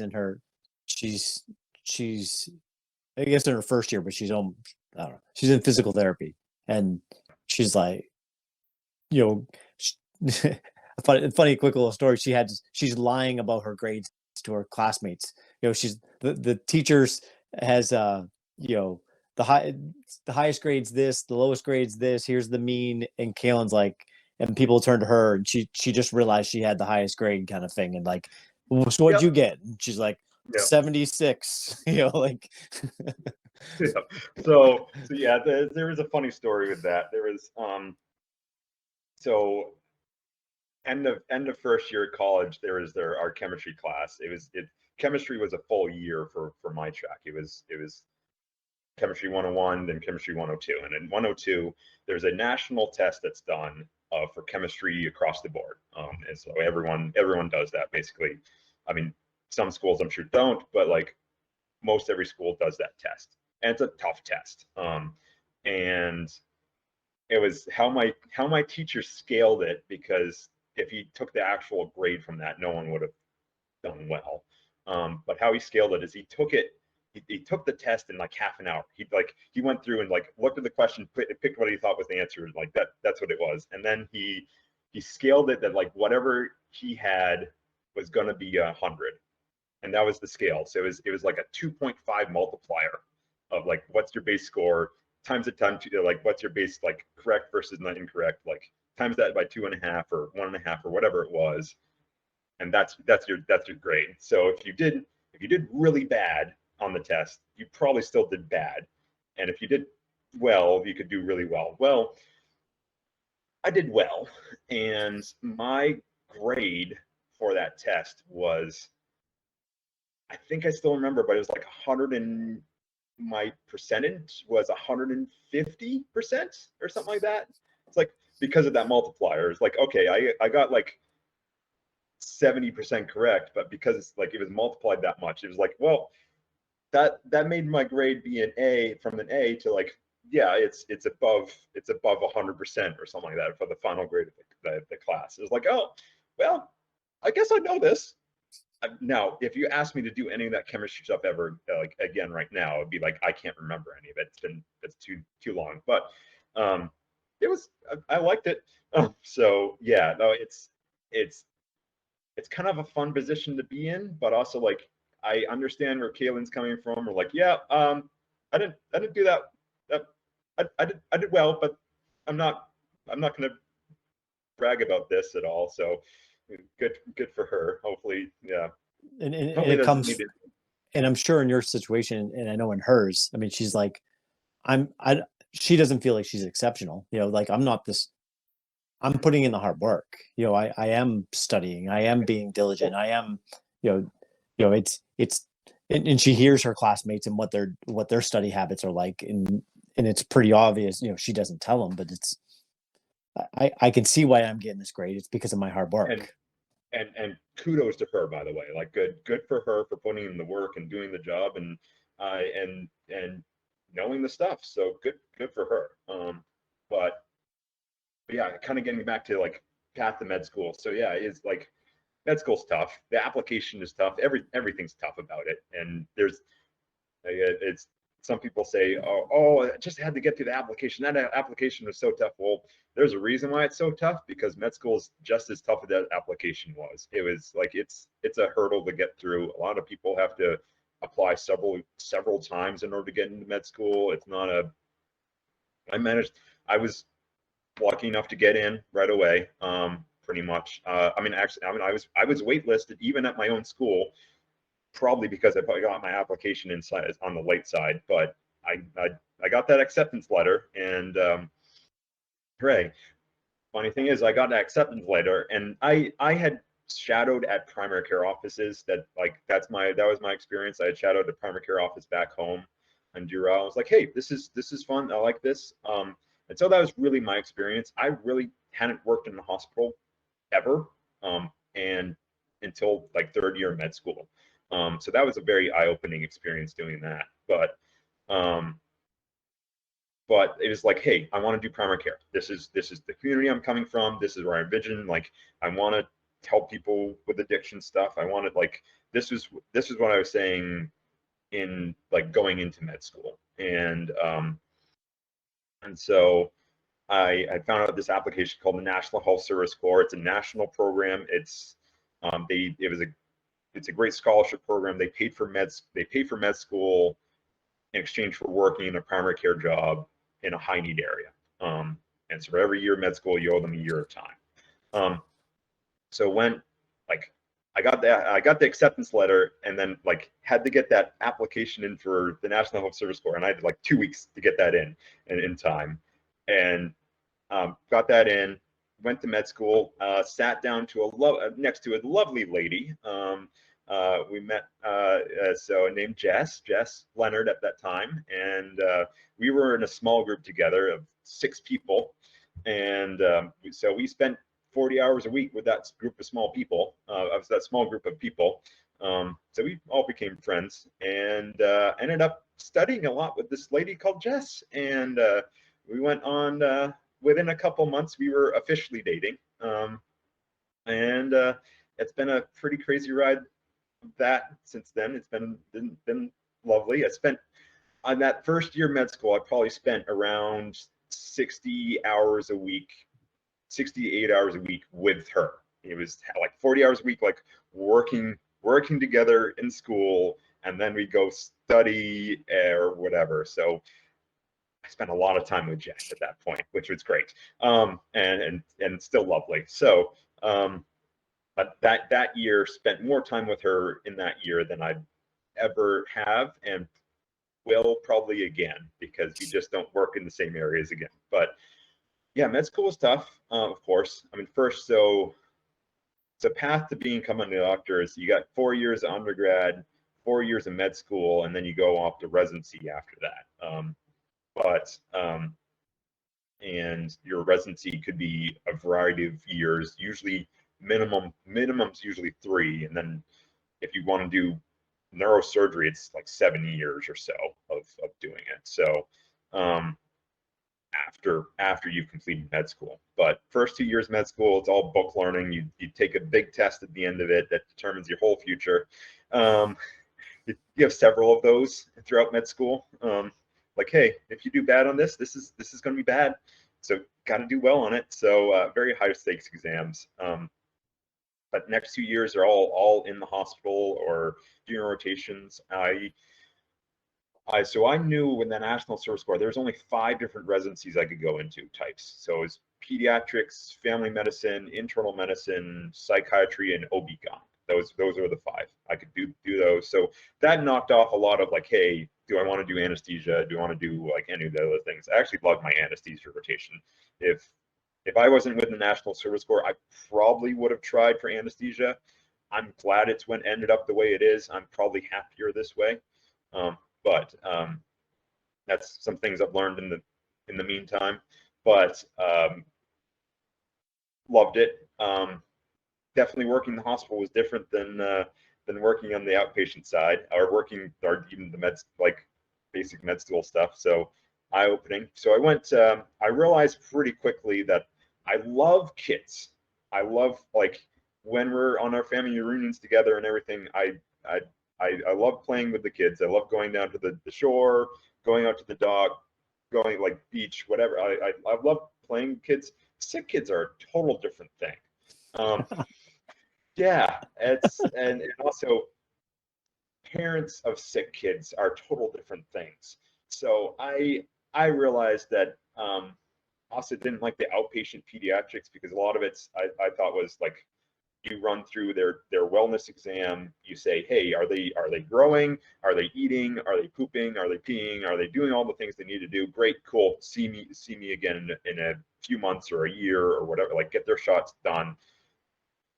And it was a lot of, hey, I like if there was a bad situation, there was a lot of I can't really fix this because it's because their parents like something's going on with their parents. We make sure that the kid's like not going to die or anything here, not unsafe, but even if it's a somewhat unsafe situation, it's better that they stay with their parents than get put in the foster system because that's a mess in itself too. So there's a lot of situations like, well, I can't fix this, and it's not because of it's not the kid's fault. There's not something wrong with the kid that I could say, hey, there's a medication or anything that like there's nothing I can do. There's nothing I can do with any of this. So I found that very frustrating. So I realized I didn't want to do pediatrics. So that knocked out pediatrics and family medicine. I didn't like surgery. I don't like sitting for surgery. Anything. I don't like procedures that are longer, like 15 minutes. Like 15-minute procedures, great, cool, love them, great, cool. Put a central line in, love them, great. So that knocked out OB-GYN. It was like, no, not gonna do that because there's a lot of surgery with that. And then I realized I didn't want to hang up the stethoscope and not listen to people's lungs, and I didn't want to just sit down and talk to people all day, even though that's mostly what I do. But and I love it. But so psychiatry was not exactly what I wanted to do. So it kind of left internal medicine. So process of elimination, it kind of ended up that way. Plus, I loved it, honestly. So internal medicine is taking care of adults. It's adult medicine. It's I don't take care of anyone below the age of 18. Some people maybe are willing to do that, but I say, hey, I haven't treated a kid since med school, actually. So I went off to residency for internal medicine. It's very focused on a lot of it's more hospital based of, hey, someone gets admitted, you can take care of a lot of the basic things, but then you have to call your consultants for things. A lot of people don't necessarily know this, but a lot of specialists have gone through internal medicine. So like if you have a nephrologist, like a kidney doctor, well, they've completed internal medicine and then they've done fellowship on top of that. So they've done things beyond what I've done, but they've done what I did. So most specialists, the cardiologist, the pulmonologist, nephrologist, rheumatologist, they've all done internal medicine beforehand. So they've all done that. What I've done. So I'm your basic adult medicine doctor. And now it came time to, hey, I'm working with National Service Corps, so I got to work in a high need area. Jess, who I've since then married in between second and third year med school, she was in emergency medicine. So we matched down in Roanoke, Virginia, at Carilion Hospital. It's a decent sized hospital. It's 800 beds, so it was a solid place of training. It was very solid training there. And then Jess matched the fellowship at St. Louis, and so she's doing a medical education fellowship. So she's learning how to teach residents, and I'm working primary care. So I'm working that high need offices down in Southeast Missouri. And it's been awesome. I've loved working there so far. The people have been great to work for. They're very focused on taking care of people rather than, like, money is important. I mean, they're not going to function if they're not having money coming in. That's just reality. But they're a nonprofit, and they're a federally qualified health center, so they get grants from the government to kind of help keep open and treat the people who don't have insurance. So we have lots of people that I'm taking care of that don't have insurance. They are sliding fee, so they can pay their $10-15 to see me, and then $10 to get their labs, and that's all they can pay, and all they have to pay, which is great. So it's great to be very focused on taking care of people. And I've since starting, I mean, I don't just started in September, but I've picked up working on opioid treatment for like people who are addicted to opioids, and also hepatitis C treatment, which has been very fun. So that's kind of that story.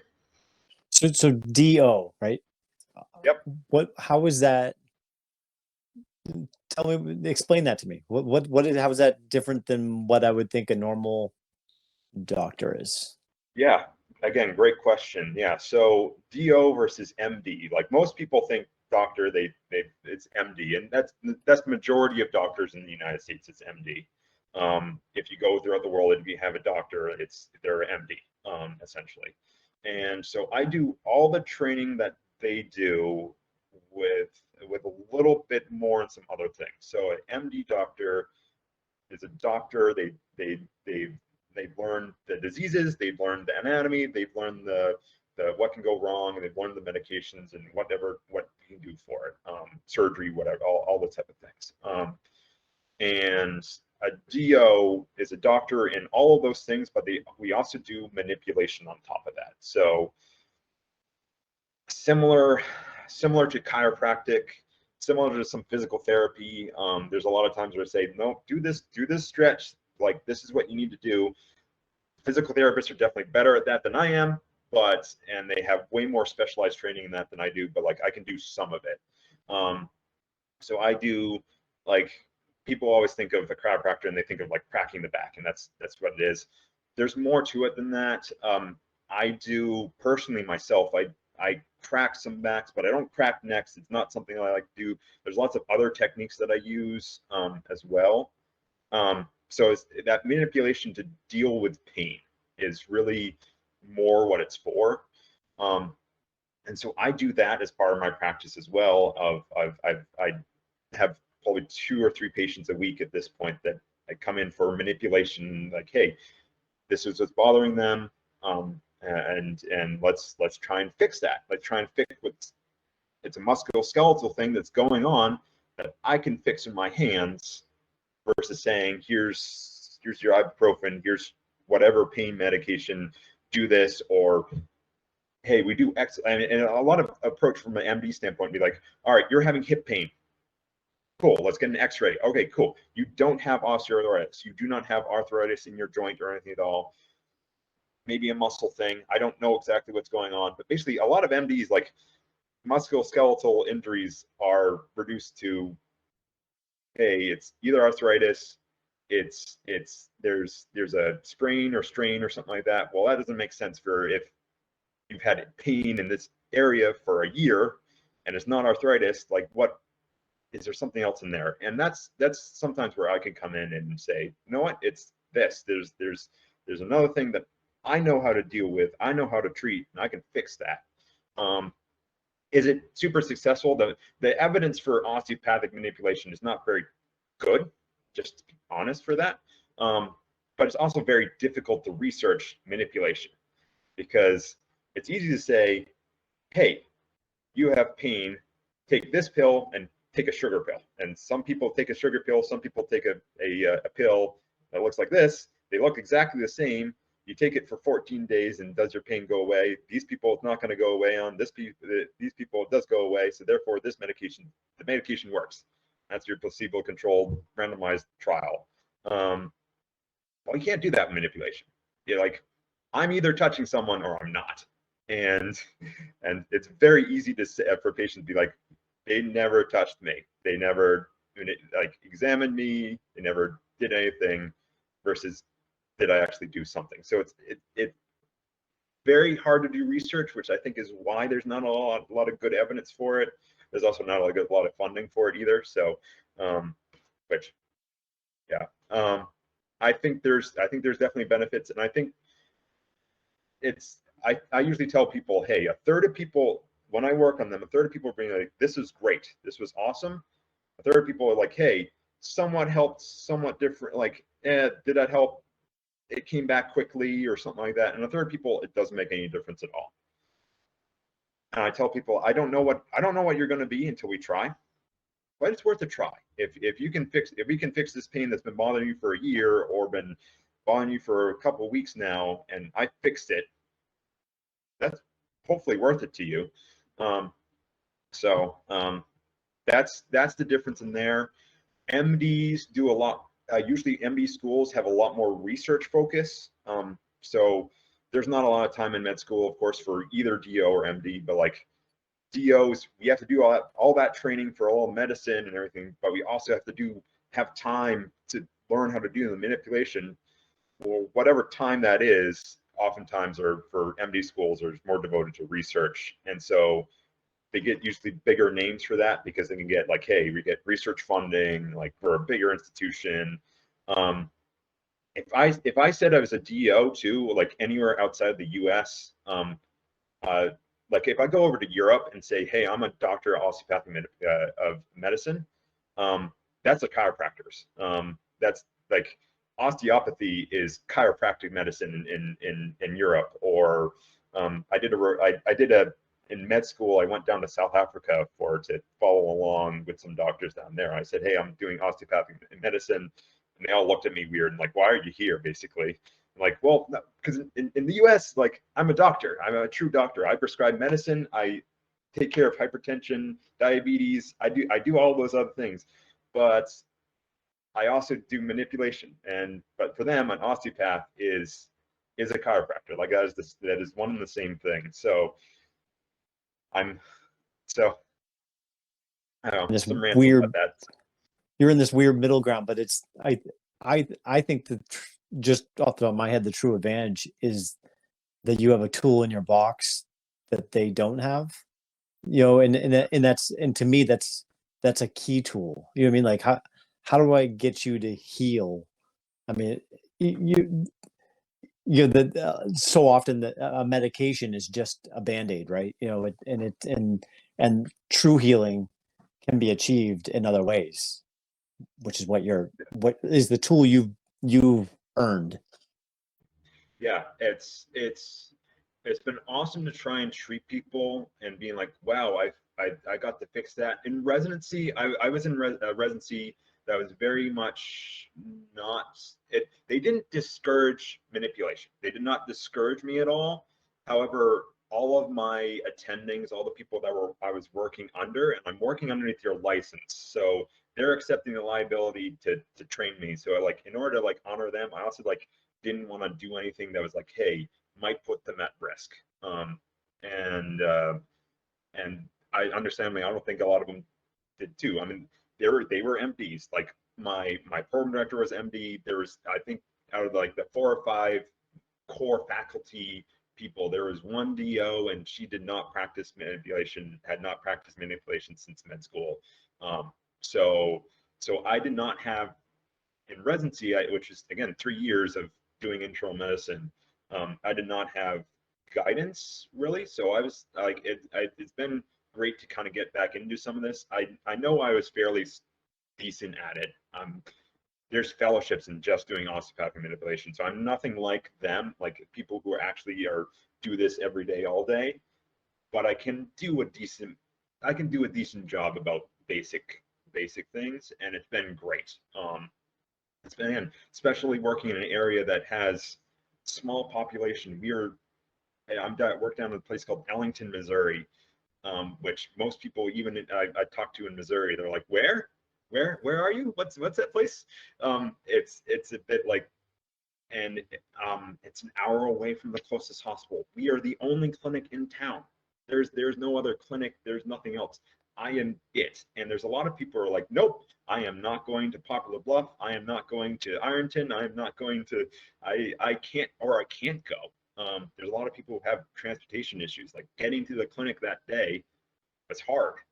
And like they have to have Uncle Bill pick them up and take them there, but Uncle Bill has to work most of the time. So getting to there is or getting to these other resources is impossible or doesn't happen. So it's a great tool to have in the pocket of, hey, I have this alternative that if I can do something else here that most people can't. So it's pretty awesome. No, I'm proud of you. Good. Yeah, it's a type 2 fun, right? A long path to get to type 2 fun. Yeah, absolutely. I have some frustrations in med school about how some of the training for primary care is done. The sad thing is I don't have a solution. I wish I had a solution. Like usually when I try and hey, there's a problem, I usually try and think of a solution, and I just don't have one, which is frustrating. But in med school, I can understand why no one wants to do primary care, because you go off to med school and you do rotations in third and fourth year, and you have your primary care rotation, your family medicine rotation, where you're on outpatient for 6 weeks, or my school, it ended up being, I think it was like 8 weeks or so we were on outpatient. Well, I go see someone and I go through a day of, hey, I saw 14 people. I was following along with a resident and I saw 14 of their people, and I go in there, I talk with the patient for a little bit, and then the resident has to come in and talk with them for a bit, and then the attending comes in and talks, and so we all have 5 minutes to talk with this person, or so hardly any time. Every person's brand new to me, and I don't see them ever again. So it's going to be like, hey, great, your diabetes is like this, let's change this, and I don't see your follow-up in 3 months. Whereas when I got to residency, I actually had my clinic of patients. I had my panel of, these are people that I saw a person, one of the first people I saw in intern year on my rotation. Like I saw her almost every month for the next 3 years. It was every couple months she was that sick that I just had to keep on coming back in the clinic that much. But at the end of residency, I was like, hey, it's been great working with you. It's been lovely being your doctor. I really appreciate the relationship. And primary care, like the medicine is fun, but the relationships are great. And already at this point, like there's some people I've seen a few times again now. I'm getting to the point where, hey, I've passed now a bunch of 3-month follow-ups, 4-month follow-ups, because again, I started in September, so 3-month follow-ups versus like your December, January year. So I'm now getting people back and like, hey, what did I do 3 months ago, and how are you doing from that? Is the medication I prescribed working? And it's been super rewarding. Sometimes it's like, all right, that didn't work, let's try something different.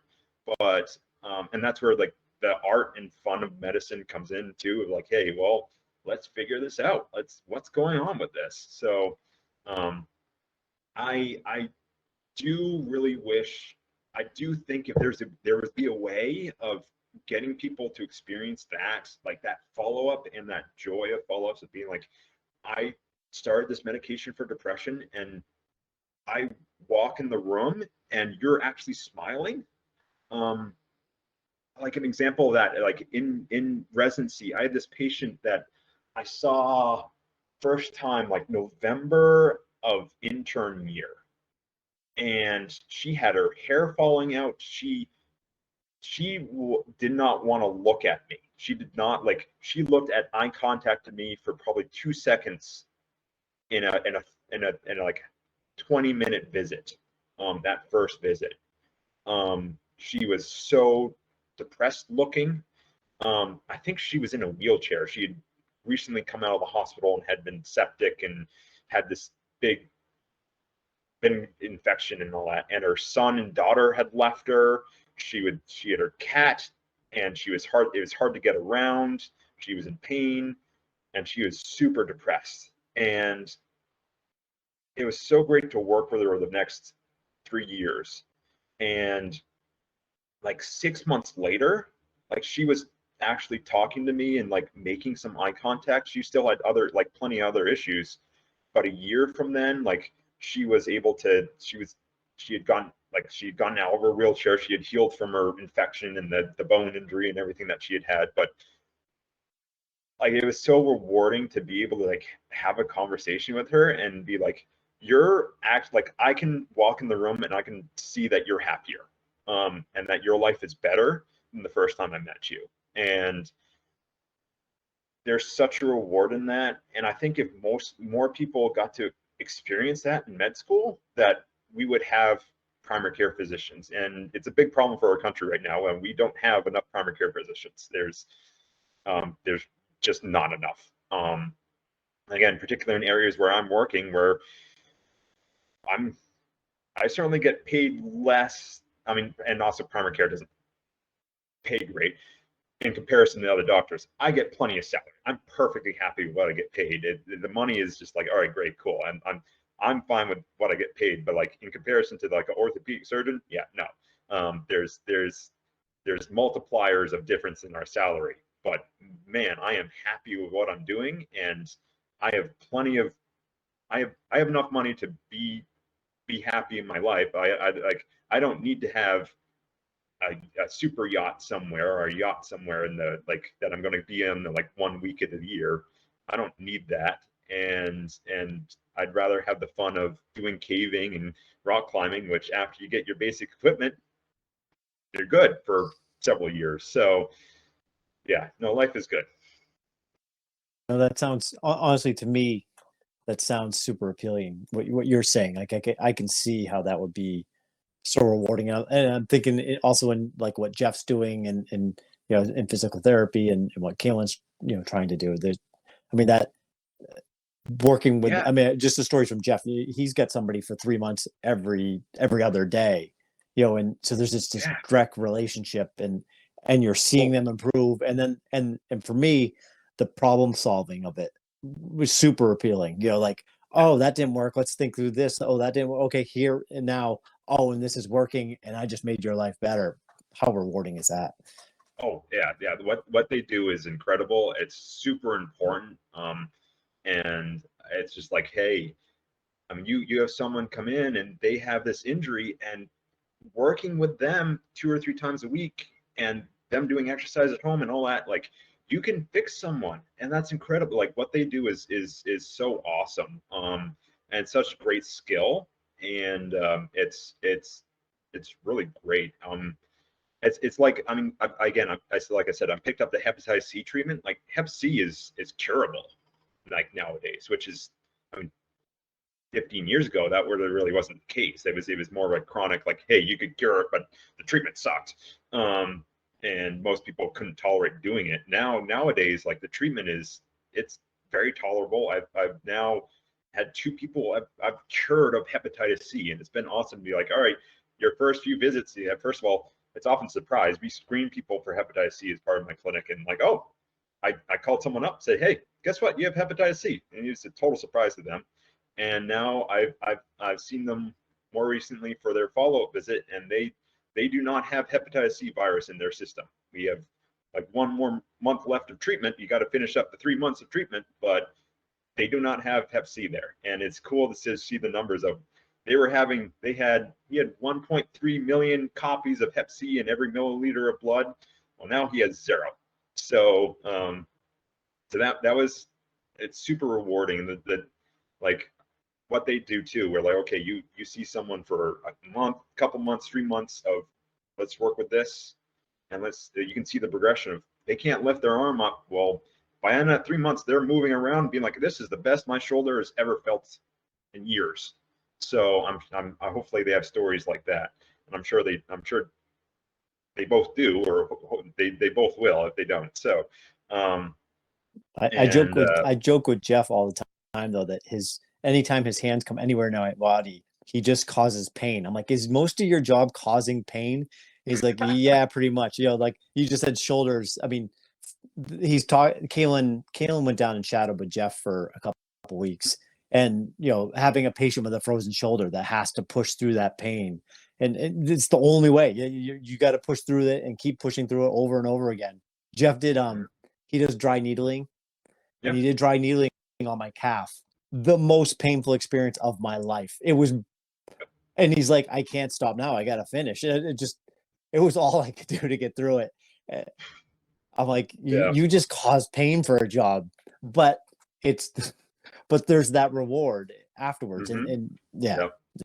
No, I've done some training in a special type of manipulation that's fairly new. I mean, it actually developed in a guy from Maine, um, but it's pretty new with manipulation called fascial distortion model. There's only I think Jess and I are probably the only people in Missouri that actually practice this. Like and but it's painful doing it for the patient. Like it was like that sucked, but please keep on doing it.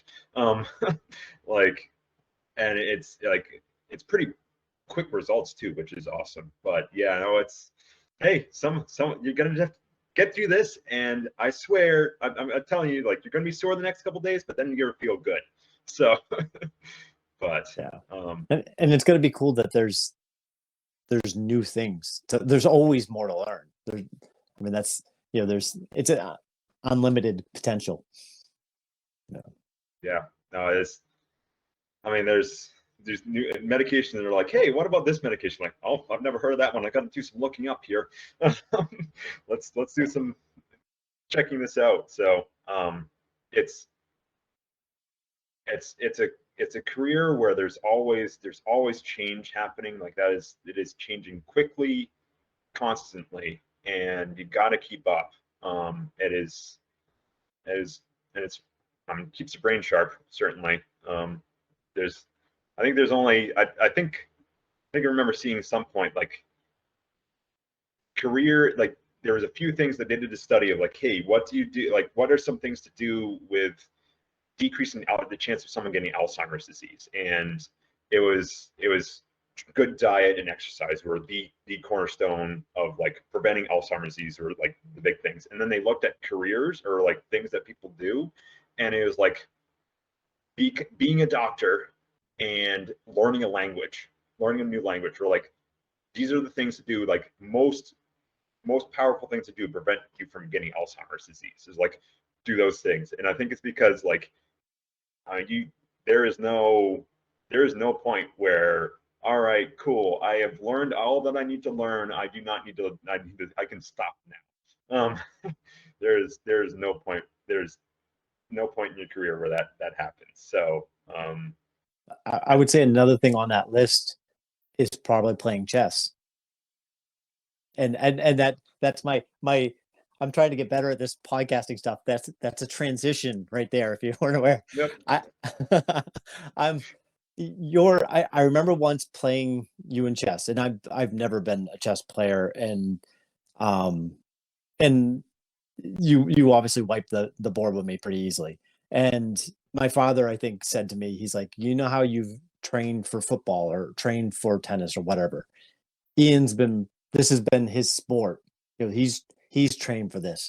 And it was like, oh, there's such a different level. And in my experience, like I think of I was a tennis player, and often I'll run into somebody, oh, I play tennis. I'm like, oh, and they'll be like, let's go play. And I'll go play, and it's not even close to a competitive, like there's and they're unaware. They think of themselves, compared to the people they've played, that they're a pretty good player. And there's a tier. And I've played with guys that were close to being pros, and they just wiped the floor with me. And the pros wipe the floor with them, and then the Federers, there's these different levels of tiers.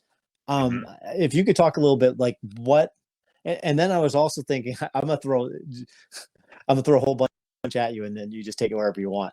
Yep. I was thinking of chess as competitively, like you did, where you're sitting down.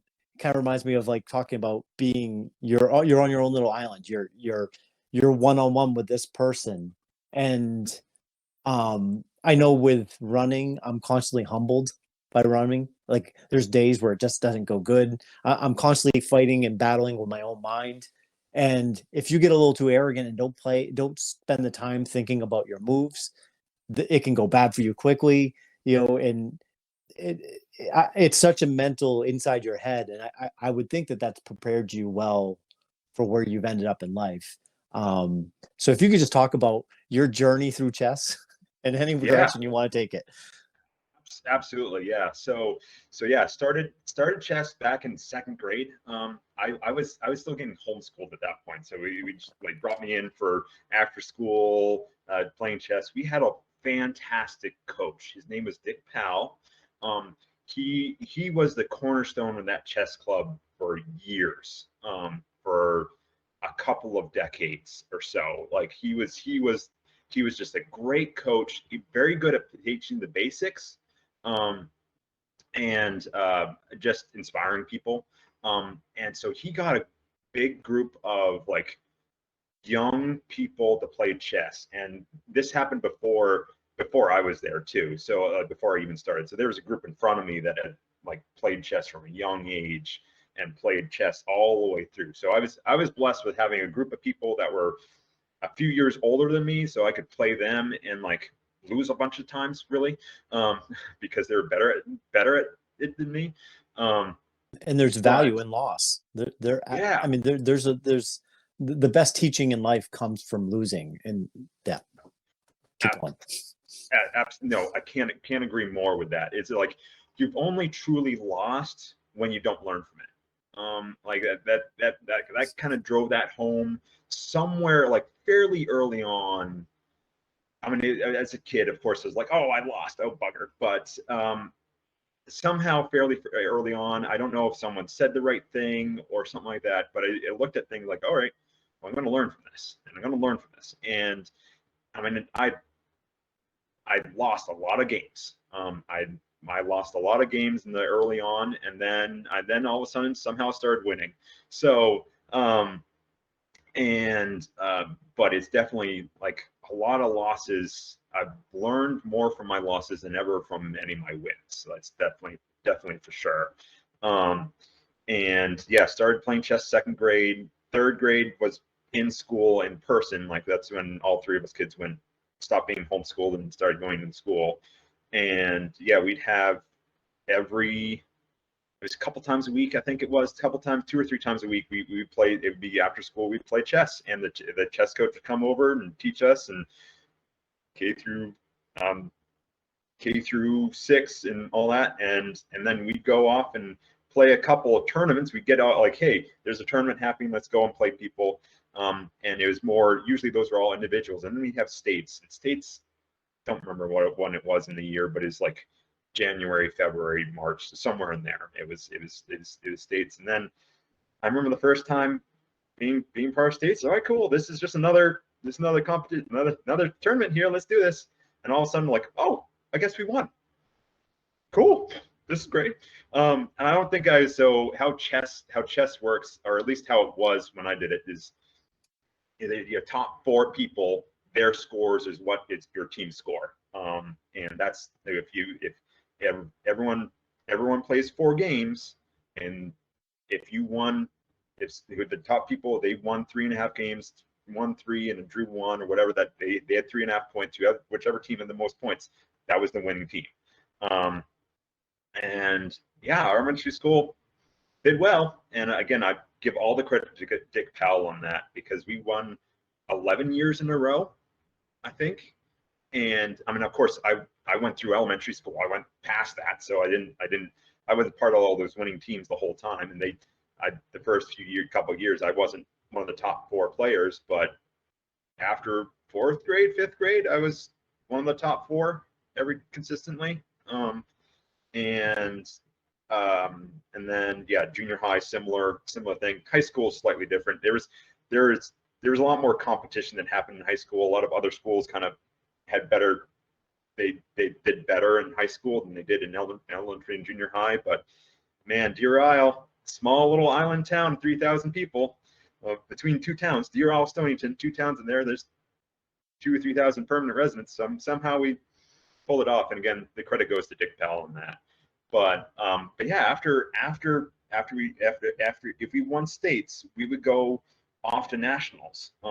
And I remember my first nationals, like we were in Portland, Oregon, and it was a great time because my dad would go with me on those trips. And my dad worked very hard. He was gone a lot during the day, and when he came home, he was tired and all that. And he worked very hard, but it was a great. That was the trips I went with my dad. All the other competitions throughout the whole year, my mom would be there with me for states and all these other competitions. But my dad went with me to nationals, and so every year for like 7 years in a row or something like that, I would go off to nationals. I don't remember how many years ago it was. How many times? I think there was 1 year in there that we didn't win, and I didn't go on, but I think went on individually or something like that. Just to go, and it was like different city most every time. We went to Nashville like 3 times, but Portland, Oregon, Sacramento, California, Nashville, Tennessee, Pittsburgh, Pennsylvania. Those were the main places we went to, and it was also like total different level. You walk in on those national championships, national competitions, and like I can't, like 1,000 boards set up, like 1,000 to 2,000 boards set up in this one big giant room or several rooms or something like that, like tables, and they have a table going along, and then you have a hall, and then you have another set of table and each one has 40 chess boards on it, like boom, boom, boom, boom, boom, boom, next to each other. And in national, so states, you have a clock, so you, like, if you just stop playing, you run out of time and lose. So there's always a way to lose. You have to play, but it's an hour on each person, so you have plenty of time to get a game done. But a game could be like, and sometimes games went down to 2 hours long. It was like, all right, we're at the end of the game, but it took 2 hours to get here. Nationals, each player has 2 hours on their clock, so you could play a game for 4 hours. You were exhausted, and you had to play pretty quickly after that if you played for 4 hours. But some people did that. Yeah, it was just a whole nother level. And playing a game, and like, all right, they announce, all right, you can start your clocks. All you hear is people putting pieces down and hitting that clock. It's click, click for 2,000 boards. Like an incredible, like, hearing that, and you hear the hum in the background of all the parents who are like have to be in a separate room. All the people have, like, if you're not playing chess, you're in a separate area. You can't be there. And just, I mean, it was certainly eye-opening experience growing up of like how big the U.S. is, and travel and going through flights and everything. I was just chess was very, very much a big part of, hey, this is growing up. And I mean, I played with Grampy second, third grade, and then after that, I think he was like, "Yep, sorry, Grampy, you're not competition anymore." I didn't say that, but like, it's just, I don't think he wanted to play because there wasn't any close. It was a crazy experience the first time I beat Dick Powell, when I beat my coach. That was like in junior high. I didn't play him all that much, but we were in a tournament, and it was like, all right, well, it's an open tournament, so I'm playing adults and everything, and Dick Pell's in there. We're assigned together. Let's play, and I won. I was like, oh, I guess I'm better than my coach, but and it also, like, but he was so good because he got those basics, and he got those basics in for like the younger kids. And then, okay, once you give them the basics, you play each other, and you play each other, and you play each other. Like, his lessons were like, we're going to do a 5-minute lesson. Here's how you fork somebody. Here's how you pin somebody. This is the value of it. You can fit extra things in there, and like this is where the value is. This is how you castle. And then he'd just have us play, and it was fun. And then I'd be playing oftentimes again that group of kids that were older than me and better than me. I would play them, and lost a lot of games, and then all of a sudden we were even. There was still a couple people who were definitely better than me, but we were even for a lot of other people. And then I mean later playing online and all that, it's like, hey, there are certainly tiers in chess, just like the tennis. A brand new beginner, like if you put them against the intermediate will wipe the floor. An advanced player will again wipe the floor of an intermediate player. Then you get into the masters, and I don't know what all the tiers are called. I've somewhat refused to be like, all right, I don't want to read a book about chess. It's like I find that boring. I just like playing, and I just could think through the strategy enough, and like thinking ahead, that like I got by with that I did well enough with that. But like a master will destroy an advanced player, and like I know where I'm at. I mean, there's ratings and all that, so I know rough like, hey, I can probably beat this person and lose to this person. Like this is what it is, because there's rating systems. But there are plenty of people that will absolutely wipe me out. There's no question about that. There's plenty of people that will do that. But like, I would probably put myself as like an advanced person. That's probably where I'd say, hey, this is where I'm at. But like, if you put me against a master, oh, they're gonna have a cakewalk with me. So it's a humbling experience, certainly, because there are those levels of like, hey, I was absolutely destroyed. And then you're totally right. Like, hey, I just moved this wrong piece the wrong way, and I lost because of it. Like, make a wrong move sometimes, and that's it. And that can be against people who are even with you, even less than you, or whatever. You make a mistake. Hey, that could be it. Like, it's a sometimes a lot of people say, oh, but the way I play, like oftentimes I just try and get up a pawn, and then I grind out and like even trade, and then the end of the game, end game is where I exceed. I do really well. Usually it's like, hey, when there's only a few pieces left on the board, that's usually where I win games more than anything else. And I can usually get up a pawn, and then it's a grind for the rest, like for a huge portion of the middle game. And I'm good at not making mistakes. Usually this is how I win games. There's some people who are like, all right, they try and win the first, like they have a good opening, they win quick.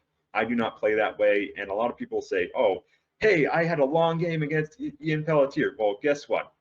What you didn't realize is I was in control that entire time. So great. I'm glad you feel good. But guess what? It really wasn't close. It wasn't as close as you thought it was. But nowadays I play online some. I have some friends I play with. Chess has become less a part of my life in the past 10 years than it was. I mean, really going off to college, like that kind of was the end of my big chess career, if you want to say it that way. I dabble in chess now, but it was really like second grade to 12th grade. It was a lot of chess, and yeah, a lot of driving on a bus to get to a competition to play a school or something like that, and a lot of fun. So again, I give a lot of credit to Dick Powell for inspiring the chess club and making it his thing. So I hear Lydia is doing chess now, so I'm happy about that, but I'm not expecting anything crazy. But hey, maybe hopefully she should do well. But right. Well, recently, so Logan, she was doing an AP art class, and she's like, Dad, I'm gonna make a chess set. Actually, I had a chessboard I made in middle school, I think, that was just that somehow had survived. And she had found it. She's like, I think I'm gonna make some chess pieces in art. Do you think that'll be hard? I'm like, and I'm thinking how I'm like, I want them all to be perfect. You need a lathe. You need like I'm thinking, and she was not thinking of that level. And she made a chess set, which it's perfectly imperfect. It I love it. And it was just sitting there. So Kaylin and Evan started playing, and Kaylin was literally learning the game. Like she was a complete novice, very minimal new of the game. And her and Evan would play, and Evan's a decent player. Him and I can play, and we're pretty competitive with each other. We played a couple times, and so Evan would play. He's like, I'll take off the queen and a rook, and we'll play. You know, and trying to even it up. So I haven't been paying attention, and one day just a few weeks ago, Kaylin's like, hey, you want to play chess? And I had nothing else to do. I'm like, yeah, let's play. And I'm not taking it seriously. And there was a point where I'm like, oh no, I'm in trouble already. I didn't. I was kind of playing, but it's kind of like not taking it. Wasn't being as careful as I normally would be. You just like, hey, she moved, I moved, yeah. And I had to grind to get to that win. I had to. I was like, oh no, I have to fully focus now because I cannot lose to Kaylin, who was a novice, couple, 2-3 months ago. But but I'm and Logan's picked up with her boyfriend. She's been playing a little bit here and there. It's like, if nothing else, it's a great little. It's a great game, and to teach. I mean, the winning and losing, like it's on you when you lose. There's no excuses. You made that move, and you know it immediately. Or it's like, oh no. Yeah, so like I played tennis in high school. I don't think I'm certainly probably at not your level as far as tennis goes, but like I played tennis, and like there's something about it, like, hey, it's like that one-on-one, you're playing against somebody else.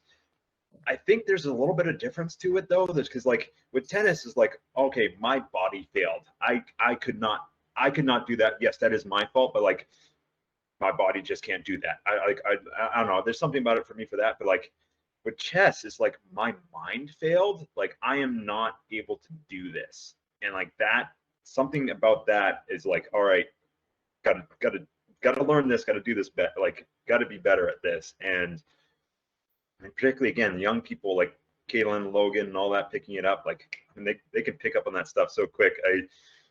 I'm not looking forward to being a bit older. We're like, okay, all right, can't pick this up so well, but but that's you talked about the dementia kinds of stuff though. I mean, I think that's even if our brain isn't the sponge it used to be, trying to learn a new language right now would be very difficult, but actually pursuing that difficulty is actually quite healthy for our minds.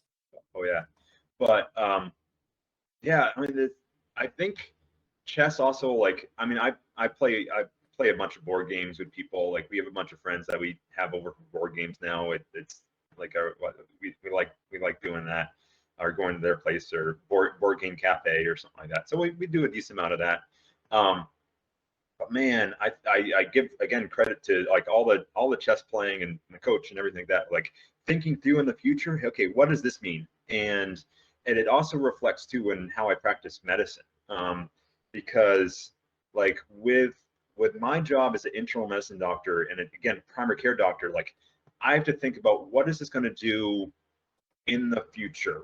Like if I treat it this way, what is going to happen? Like what are the long-term goals? And I mean, everything with primary care and all that is like, what's the long-term goals? Is this helping someone's life out in the long run? So like with chess, it's like, okay, what's the end goal? How do I get there?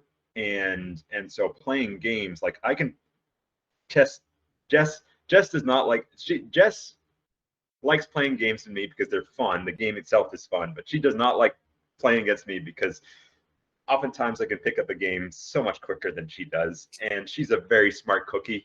She's a very smart lady, but like sometimes that game aspect is like not like some strategy wise, like, hey, how does this work? Doesn't quite come as intuitively. And I think a lot of that comes from chess. And what's the strategy? What's the steps in order to get this done? I have to think about hey, I can pin this piece, but can I actually do anything with it? Well, if I do it this way and move this piece, how about if I move this piece here first and then I can pin that piece, then I'm set that up to like make it actual good attack. Well, now like that thinking ahead 3 4 moves, what is my opponent trying to do? What's my goal? What's their goal? What's that like? It allows me to pick up games and stuff like that so much quicker than like without chess. I'm sure we would be even all the time, Jess and I. But It, it's we do a thing. The last 2 years. I don't know if you've ever seen the show Big Brother. There's a on ABC, I think. It's a competition show, but we do our own little version of it, and I videotape it and post it at the end of the year. But I come up with like 12 different competitions, and everybody's competing in these different competitions, and they're just the most random of games, right? You have to be blindfolded and you have to step over all these cups and get to the other side of the room, and your partner's directing you, kind of thing. Or yeah, and yeah, and it's always amazing to me looking at everybody in the family and how they approach the problem differently. And there's like Jeff and Kaylin are super competitive, and they're really thinking of the strategy and dialing in and trying to, and then there's the others, they're just enjoying the game. And it, how our brains work differently is quite interesting on stuff like that. So cool. That's awesome. yeah, it's fun to see and fun to capture. um, I want to talk. Oh, actually, you mentioned, as a doctor, you're always thinking, and chess kind of taught you looking at the long-term effects. So I'm into ultra running, and I want to know your thoughts. Right, Yeah. I got near 4,000 miles this year running. I fast a lot. Let's just so let before we get to the fasting, I want to ask you, what are your thoughts on like running a ridiculous amount of miles, putting that much? I would say like most people that train for like marathons are training in more rest and not running anywhere near as much as I am. Actually, I'm cutting back this year, but like, does that, from your medical perspective, does is that, I mean, I'll hear from people, you run, oh, that's going to blow up your knees, but my knees have never felt healthier. Like, do you think that's a long term? If I'm thinking, I like to think in my head, a lot of my goals are, I want to be as healthy as long as I can, and I don't want to do things that like deter my ability to do things. And I understand that I'm pushing a limit, right? What are your thoughts on long term effects of ultra running and pushing your body to its limit? Yeah, that's a again lovely question. I mean, I so I like to think about sometimes with those questions of like, hey, what is like diet wise, what is this like? Is this good? What like exercise? What is like? Is this good or not? Because sometimes there's not a lot of evidence to work with. There's not like, hey, I don't I don't know if there's many studies on ultraman or runners, and I'm sure there is some. I just don't know them. A Like lot. Honestly, I don't. I feel like, kind of like when you talked about like exploring a cave, the thing that attracts me to the type of racing I'm doing, if I want to run a 3:30 marathon, I can pull up the training plan and it's been done and it's proven you hit these marks, you're going to most likely be able to do this. What I'm doing is completely, it's Like there's no history on it. yeah. So it's yeah, like there's and like hey, you can bring up the training schedule, but like for marathon, but I don't know. I don't know of studies of like comparing even like a marathoner versus like regular life, like who's more prone to having their knees blown up or osteoarthritis and all these other things. I don't know actually, and it's maybe just ignorance on my part. But I'll put it this way: when I don't have that information, I try and think about it in different terms of like, and so I mean I just like I'm a scientist, I guess, in the background of being medicine. But like, I think a lot of things like evolutionary terms of like, hey, what was it? What did our predecessors do? And what was their life like? And what did they do? Well, if you think about it, like, I mean, if we like, how we functioned as humans and hunted is we outran animals. We have ability to we have an ability to sweat, and like why we don't have fur everywhere is because we can sweat and we can deal with heat. And there's a lot of animals that can't do that. And yes, there's deer will always outrun us in that sprint. But if you put us against each other in a 24-mile race, humans are going to win every time, because we can deal with heat, whereas they're going to like get exhausted and be like, I need to cool down. I can't, like, my body cannot do this. And, like, their body stops doing it. And that's how we function. So if you try and think about like the Ultraman run, like, is that healthy for our body?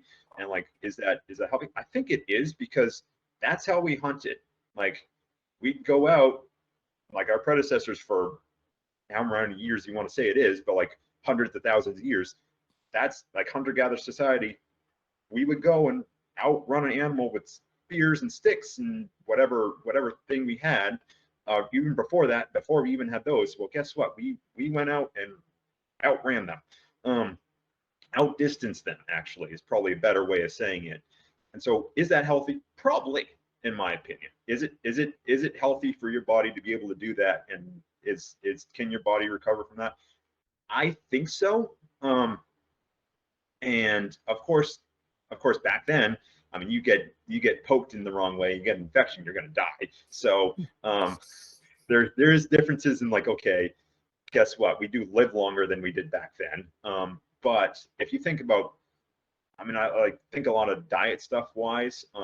Like, what did we eat? What did they eat back then? Because the last 200,000 years of impact on our gut and how our body processes food has more impact than the past 200 years, on evolutionary, like why our bodies function the way they do. And I mean, obesity is a pretty new phenomenon. And like it is like, you could find obese people back in 1600s or whatever, but guess, like, it was few and far between. And if you look at our diets from like even 1600s versus now, like what we're eating, what's happened, like, and like how we eat and everything, it's quite different. And so these are a lot of my opinions. Again, this is my opinions based on like what I know from science and I know from like medicine and all that, but it's not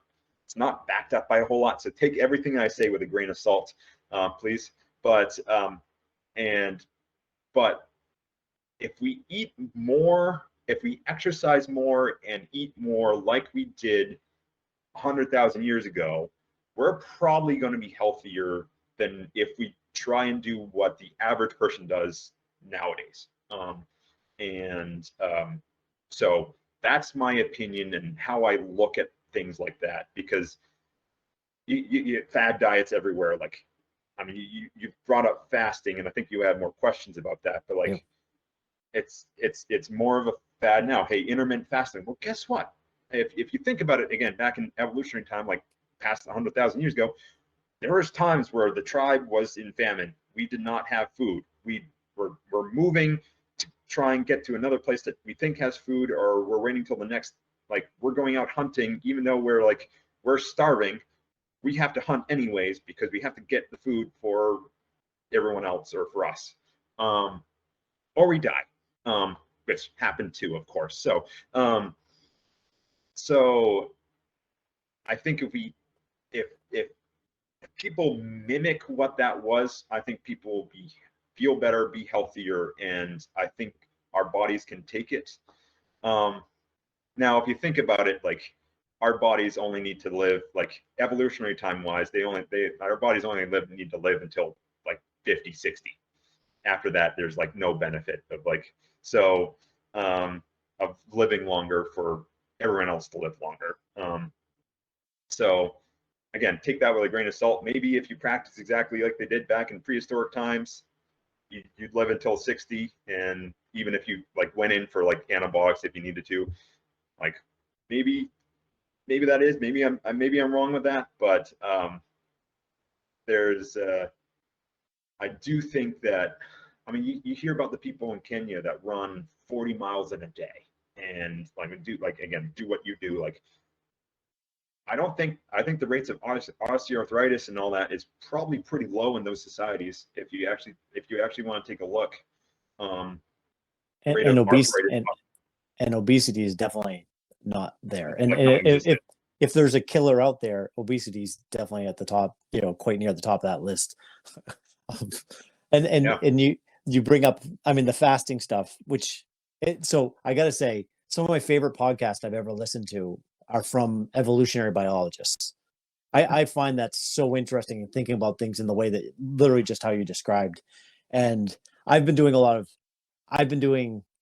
so intermittent fasting is part of what I've been doing, but like I've been doing long fasts, like 3 to 5 days fasts, which it for me, I think of it more of a mental challenge, but I think there's actually quite a bit of research behind actually quite a bit of health benefits to that. But it's to the intermittent fasting thing, which I've taken. I basically fully train. I usually do 3 hours of training a day, and I don't eat till 3 o'clock, and I don't eat a lot. And honestly, I mean, step back a sec. I've done a lot of fad diets. I've tried more to try them and see how my body felt. So I've done vegetarian, vegan, carnivore, keto, you name it. I've tried just to see and where I'm somebody that trains a lot, like how my body feels in each one. The big conclusion I came to through a lot of them is it's less about what you're doing, more about what you're eliminating. If you eliminate the crap out, your body runs better. Yeah. For me, with this, where I'm at right now, and I'm trying to lose a little bit of weight to get down to where I want to be, but I feel my best when I'm kind of doing this fasting, and I look, and I in the same terms you were talking about, look back at like our ancestors. Breakfast wasn't, how many, I mean, for years, breakfast is the most important meal of the day. Well, our ancestors weren't necessarily, they didn't wake up and have breakfast every day. They had to go out and get their stuff they're going to do. For something about this combination of eating real foods and exercising and actually like not, not eating, as often, I feel more, I feel better. And I feel there's a certain amount of I feel better because I'm disciplined. So mentally, I feel I'm proud of myself. I feel good. But then there's also my body. I really do feel functions almost better without having a full belly. Even, I mean, I again, good for you to doing the fasting. I don't think I particularly could do the fasting all that well. I'm very much I need my 3 meals in a day. If I get pretty hangry, if I don't have like, all right, it was dinner time. It was like, Let me just tell you, point. it's amazing. The first day, so when I've done like a 4 or 5 day fast, the first day, massive headache. I'm grumpy. I'm grouchy. Then it's just easy sailing. I mean, it's literally. I think literally your brain has switched off from ketos. I mean, from carbs and sugar, and it's switching over to fat as a fuel. And then it's. I mean, I fantasize about food, and I'm aware that I'm hungry. But as far as like the feeling of not feeling, being hangry, right? That disappears. Yeah. Hey, good. I have not done that. I maybe should try that at some point. But oh, well, I was saying something here, but sorry I interrupted you. That's totally fine. You had a good point there. So yeah, I mean, so sorry. I want to jump on and I want to jump on to, I want to get into something before we kind of, I mean, it's already been 2.5 hours here, and I feel like we could go way longer. I'm sure we could. I probably have to go by 10:45. All right, that's like a hard cutoff. I have to stop there. Right? Yeah, so. Yeah. Well, yep. I want to talk about. I think you and I are absolutely blessed with the grandparents we had. I'm jealous of how much time you were able to get growing up with them. That I cherish the moments I had with my grandparents. In particular, Grampy, I learned so much from, and I see a lot of traits in him that I got to tell you a story I just recently found out, Mhm. which I told at Thanksgiving, or no, the little family Christmas party, and your dad was not aware. Grampy tried to bribe my mother not to walk her down the aisle. He wanted her to elope because of the anxiety of being. He didn't think he would be able to walk in front of people, and knowing that the grandfather we had, that seems. Wait one sec. Close. I had, but my phone's gonna have a limit too here with its battery power. Okay. No, the grandfather that we had, um, that that seems shocking to me that's him. Um, Yeah. yeah, can you tell me some thoughts of like growing up with him, and any funny any stories? Which if it's Grampy involved, it's going to be funny usually. Yeah. No, so I mean, I've never met a more good, humble person than Grampy, and it's amazing seeing the traits like come out in different people growing up, or like in like meeting people as adults again is like, hey, seeing relatives as adults, and like some of the things that come out of like, oh, that seems Grampy like. Um, and but yeah, Grampy wasn't both of them are incredible people.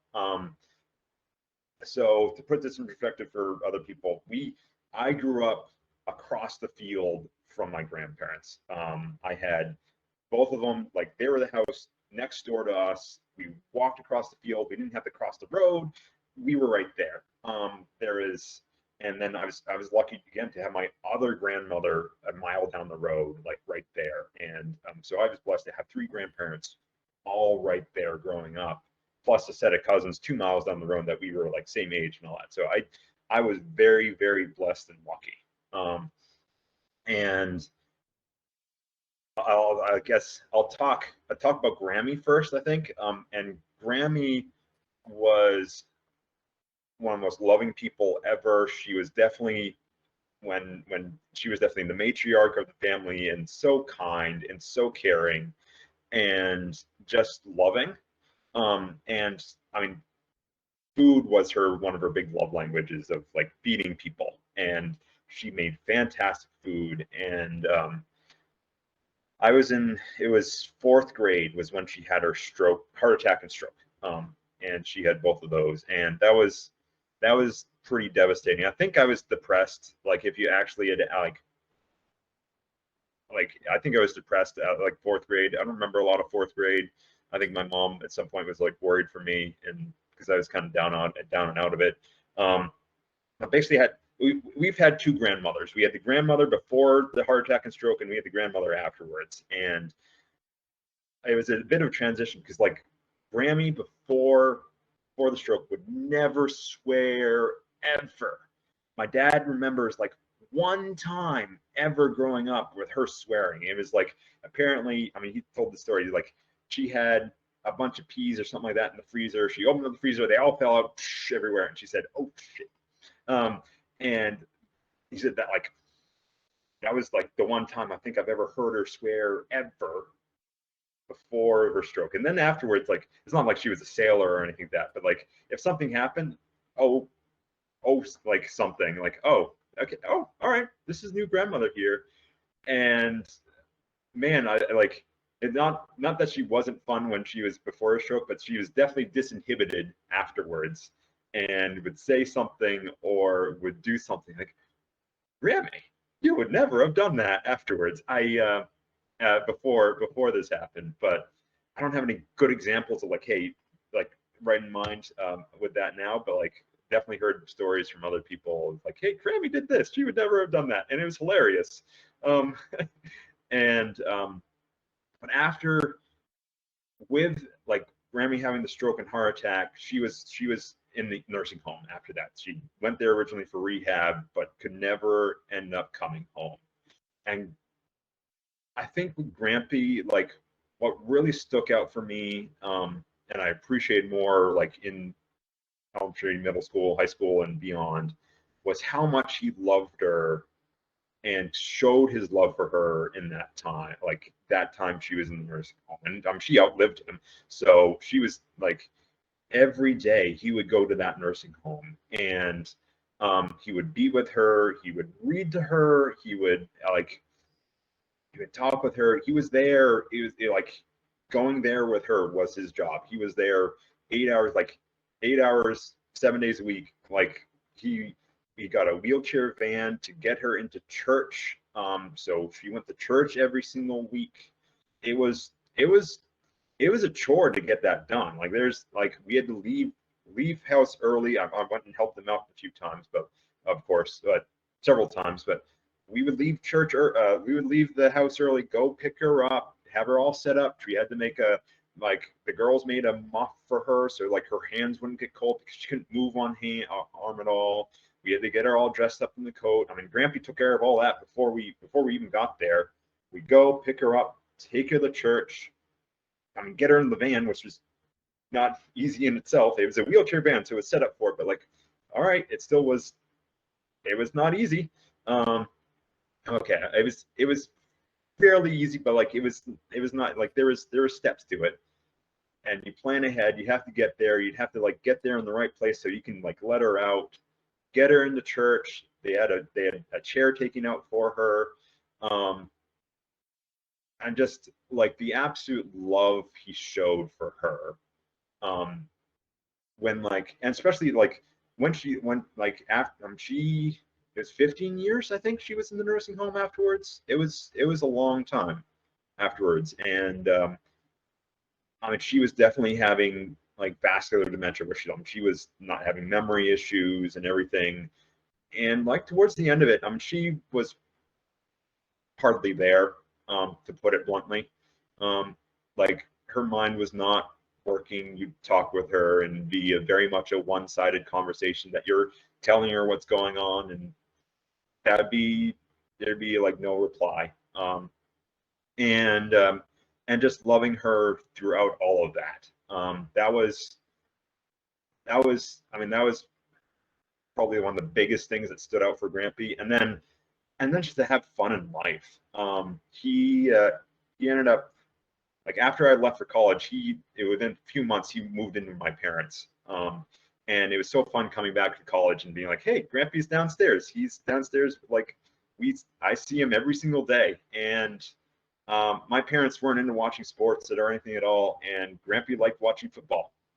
And so I learned football by watching the Patriots with Grampy. And every Sunday we'd watch the football game, and I have so many memories of hey, we're having chips and clam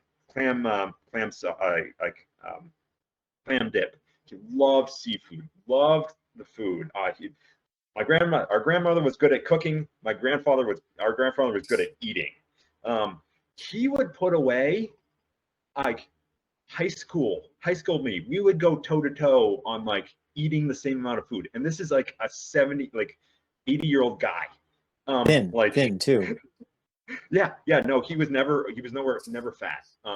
Yeah, he was never fat, and he would have 2 plates of spaghetti, and just I mean, I've appreciated now more now that I eat less than what I did back then. But man, that's incredible that he could put away that much food. Just crazy. Love the seafood. Love the. He was not a good cook though. He could not cook. There's one. I think he described it as French cooking, lousy. Yes. There's a lot of stories that he's told and everything that I remember some of them. I remember a story he told when him and Grammy had just gotten married, and she was pregnant. They knew she was pregnant, but okay, she's pregnant, and they're trying to find housing, and they found a place, but it said no animals and no kids or something like that. But it was the only place that we can afford this, and that's pretty much it. And this is the only place we got. So they went and applied, and they got it. And of course, Fran was born, and they came up to them at one point and said, "Look, you're not supposed to have kids here." And like, I didn't know what was going to pop out, so what's just what he said, and they let him stay. So he was one of these people who were like, well, I'm just going to do this, and if you say it was wrong, I'm just going to look at you and with a smile and just say, well, this happened, and just laugh about it, and never took anything too seriously.